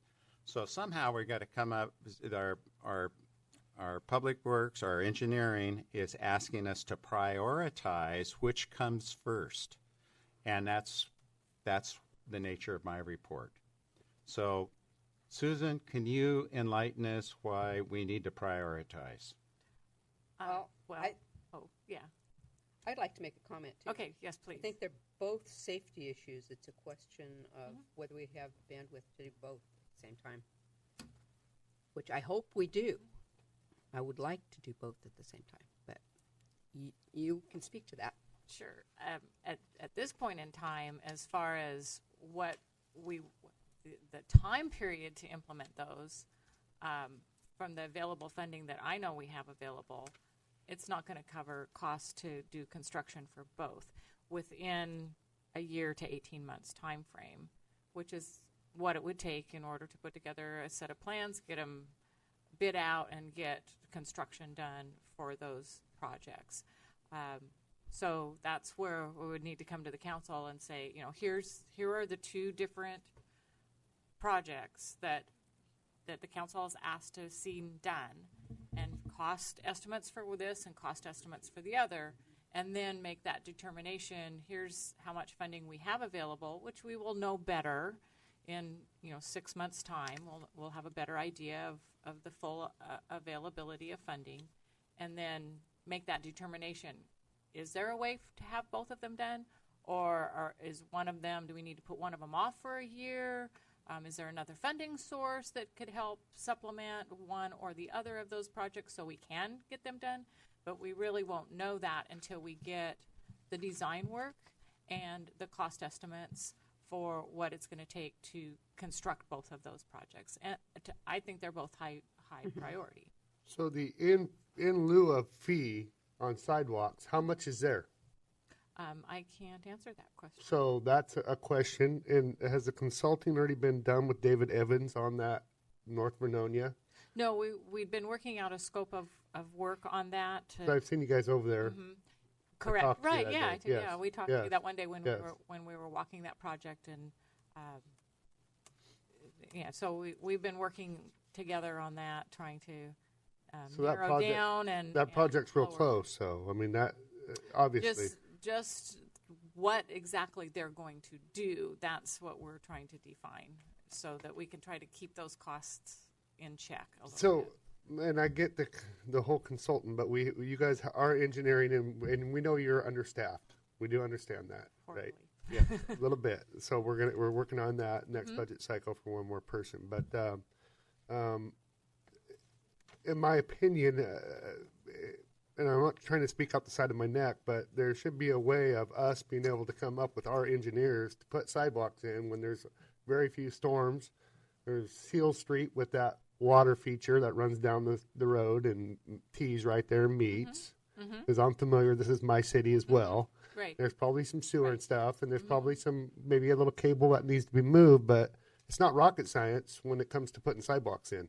Well, developers are doing it daily. Yes. Yes. And you're correct. But it's a little bit tricky on North Vernonia, because you have a jillion existing driveways. You've got culverts that have been put in privately. All of those things and existing features within the right-of-way. The good thing on that particular project location is that we have enough right-of-way. We don't have to acquire any right-of-way. We have right-of-way all the way through there, but there are lots of people's fences and hedges and things like that they've built out into the right-of-way, because the whole right-of-way hasn't been used for. But it's in our right of full way, improvement. so we have it's every in right. the right of way, yes. But there, there's still the fact that you have to take out this person's fence or take out their, 25-year-old tree. So I guess where I'm going with this, as many projects because we're going to have in the future, the short time frames that I know that you guys aren't accustomed to, but we're getting ready to go to a whole different goal system where we're actually going to be targeting projects and holding people accountable to timelines. So I guess my question is, we have two projects that are kind of council directed, and this is where we sit. And I don't know what kind of funding is there, and Matt's not here, but he can pull it up for us on the in lieu of sidewalks fee. Yeah, I'm not sure that he has that information available because it's what He's our funding that finance director. I He understand should. that, He but it's should. funding that's available through the STP program, the Surface Transportation Program through ODOT. So I don't know if that is relayed to him. I have that information. So is the limiting factor manpower or finances or both in order to keep both I projects? would say primarily financing at this point in time. Okay. Well, yeah, it would be and- financing because we could correct. hire somebody privately to engineer it if we need to. And then also to construct it, yes. I guess I'm confused because, stuff happens. It seems like it happens all at once, but when you actually go back, it's like a year ago when we had parents in here that were talking about sidewalks and safety on Vernonia Road. Correct. That was a long time ago. That wasn't Last two spring. meetings ago. That was almost a year ago. That's correct. So I had thought that going into the year that began 18-19, that putting sidewalks there was a goal. So I It was. guess surprised or not realizing the timeline that all of a sudden a project I think is already inked is being called back into question, like maybe we're not going to do this now. So that's Well, why I'm kind of confused. And I'm confused as well. And that's why once we get more solid plans and cost estimates, that's why that would need to be prioritized.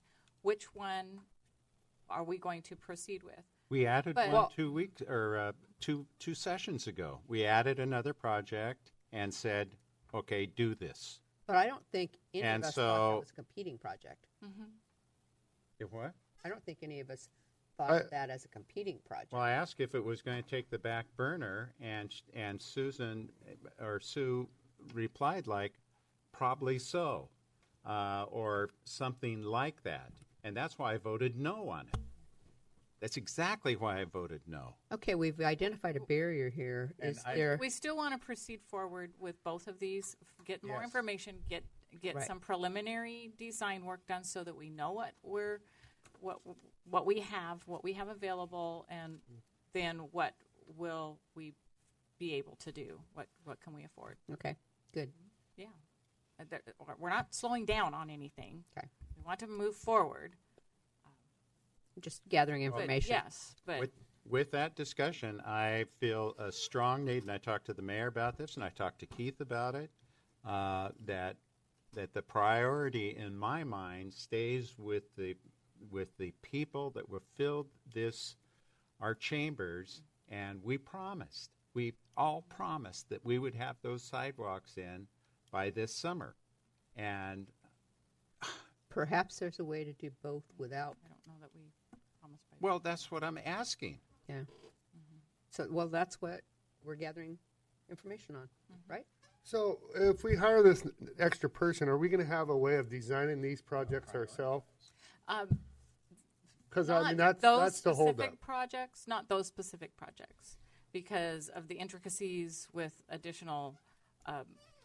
You've got storm drainage. You've got all different kinds of issues, and the biggest thing we have to do in order to even look at a conceptual design is surveying, and that's not something that we would have the capabilities of doing in-house and picking up all that information. But that's, I mean, the faster, it's going to get done a lot faster, both of those, The if answer we should have be yes. a consultant do the work. Yeah. So the answer should be yes. But we still need project managers. We still need somebody to keep the projects moving forward. So. I mean, that's a very common practice for every city. Yeah. They use consultants to do Mhm. stuff. I mean, Yeah. they don't have, unless you're the city of Portland that's got 25 engineers. So the real ask then is for more funding to be able to hire those consultants. No, we have the funding to hire the consultants right now, but to But actually do to the actually do the construction. projects after the consultants come to back with actually their information. construct the work. Yeah, both of those are going to be very expensive projects. We're not talking a $50,000 project. No. I think to put it in black and white, though, what Doug is really asking you guys, if it comes down to one, you know, when One we get or all the the other. numbers back, and it comes down to which project you guys want to see done first, that's the question. Yeah, that's good. And you're going to need to look at the costs. You're going to need to look at the designs and say, yeah, this one we want to do first, and then maybe wait a year and do the other. I don't know because we don't have the costs yet, but that's definitely my concern. Well, I want to do Well, both. I want to hear what Councilor Morton, Council President Morton feels about this. I mean, you've been the council liaison for Public Works for as long as I can remember, so I kind of want to hear your take on it. Well, my take is that in terms of safety, both are safety issues, correct? Right. And the last one that we're doing was the First Street, and I said this, I was excited because it starts our Main Street program, possibly, because what your design is going to come up with is going to be a precedent of our Main Street. So I was excited about that aspect of it. But then I find out that it's in direct conflict, in a sense, with funding and the project that's going on North Vernonia with the sidewalks. Now, that affects a lot of people, and a lot of people that were in our council chambers, and we told them that we would do everything we can to get those sidewalks in by this coming summer, 2019. I don't know if we use that date or not, but by the time the first home starts to be built, which is going to happen, those sidewalks will be in. And for safe passage for their children. So, weighing and measuring the two, of course that takes precedent. It takes precedent over the Main Street design and concept. And I do feel very strong about that intersection as well, but it's kind of why I had reservations. And I asked Sue, I said, will that take the back burner? And I use that term, that project. Will that project take other projects and put it on the back burner? I think she said probably so, or it could. And so with that, I still feel strong about getting the Vernonia sidewalks in and prioritize that, but still continue the work as much as you possibly can on this intersection. It's just common sense. So just my Thank you feedback- for asking. Yeah, I just thought I wanted to hear what you had to say before I put my foot in my mouth. Having driven that road where the sidewalks are and having nearly been T-boned out here in the last 3 days by somebody that didn't stop at the stop sign that's already there. Somebody just was headed down the hill and was going to slam right into the side of me if I wouldn't have stopped. I feel for all the people in this community as the Cornelius Pass repairs get pushed out, as the sidewalks up by the high school get pushed out, Millard Road gets pushed out.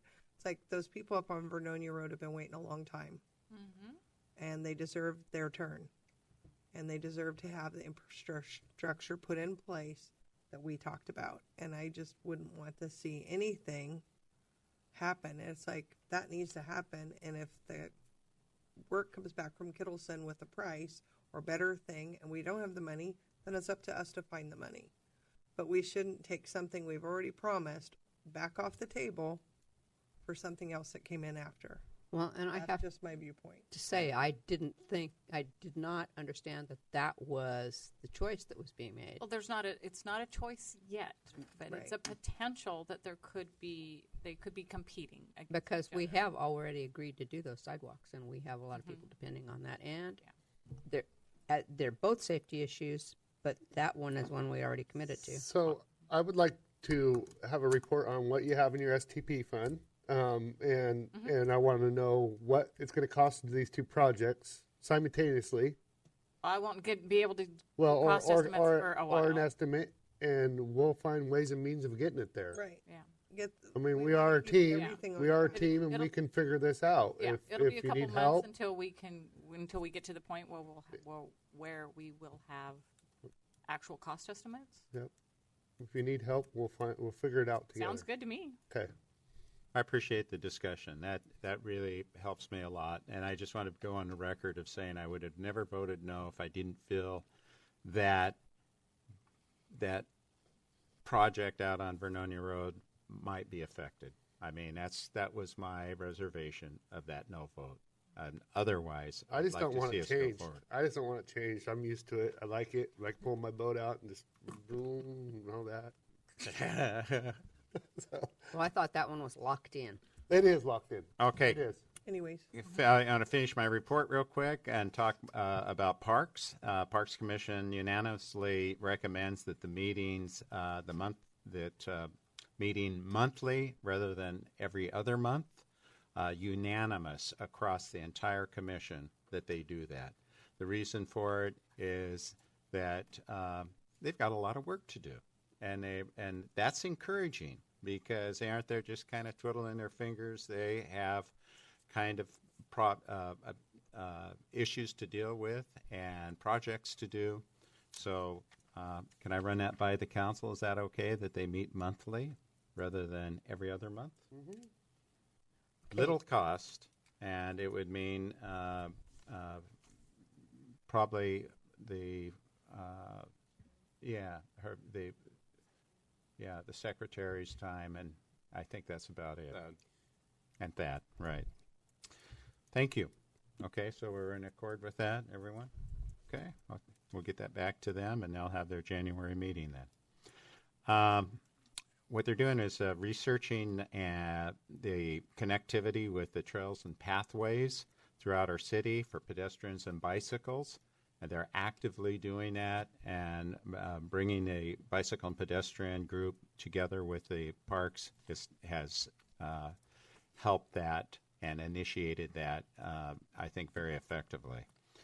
Concept planning for Grey Cliffs Waterfront Park. I asked Sue to get what she had for Grey Cliffs, and so we presented that to the commission. They're going to look at the entire park, what that entire park has. They're looking at the master plan, what Jenny drew up a couple of years ago.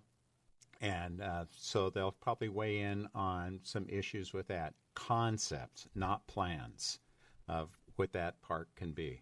And it is our only small craft water launch in our city. And so, taking a lot of that in accord, and we did get the grant from the canoe and kayak launching area, and that's why we have that restroom there, and so that makes sense.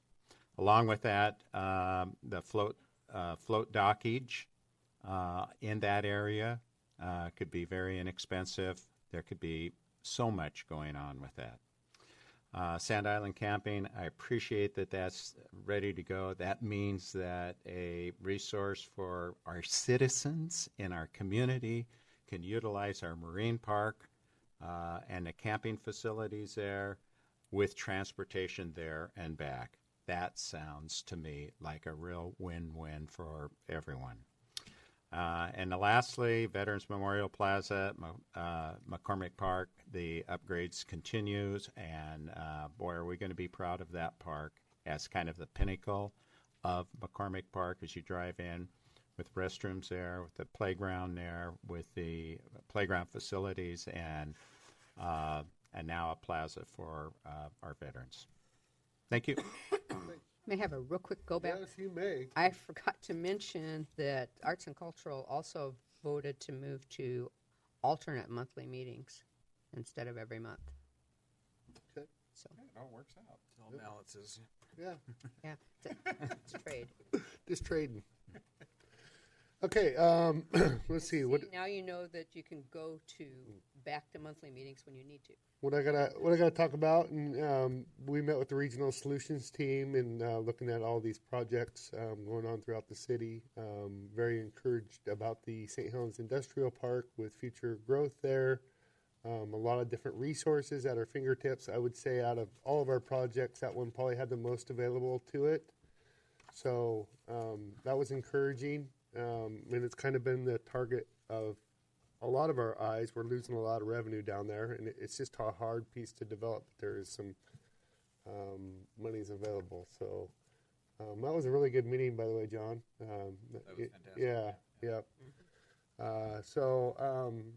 Met with the county yesterday, had a meeting with Casey, Henry. We had the forestry department there of Oregon. We had another guy who reaches out for grants for off-roading about our watershed.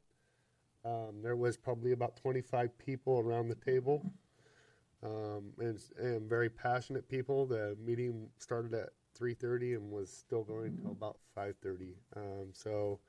We're hoping to maybe work out, and I know the council's pretty passionate about this, an intergovernment agreement sooner than later, because we could potentially get monies right now from Travel Portland, Travel Oregon, in order to get a conceptual drawing, rendering of what we're kind of proposing to do, and then go for funding for the gas tax that goes for off-roading, which needs to be submitted by June and potentially have by December. Now, this is something we could all do. We could do. I mean, the county has said, you could if you wanted to. We've got so many big projects, and that property really could be serving the public out there. And we don't have the ways and means of doing this. There's also, I have someone else that I spoke to yesterday who wants to be involved in that too. It's another person from the Department of Forestry. Kelly Niles would like to be included. Kelly Niles? Yeah, we had some, what was his name? He's from the Browns camp. He manages that area over there. Well, Kelly's our local guy, and he lives in Columbia City. Yeah, So. well, more the merrier. But as far as it'll be a long, drawn-out project like government is. But it needs to happen sooner than later, and I'm hoping we can just hybrid this agreement with maybe Brad. For what? To maybe catapult. A template to work with the county on. It's not quite the same thing, though.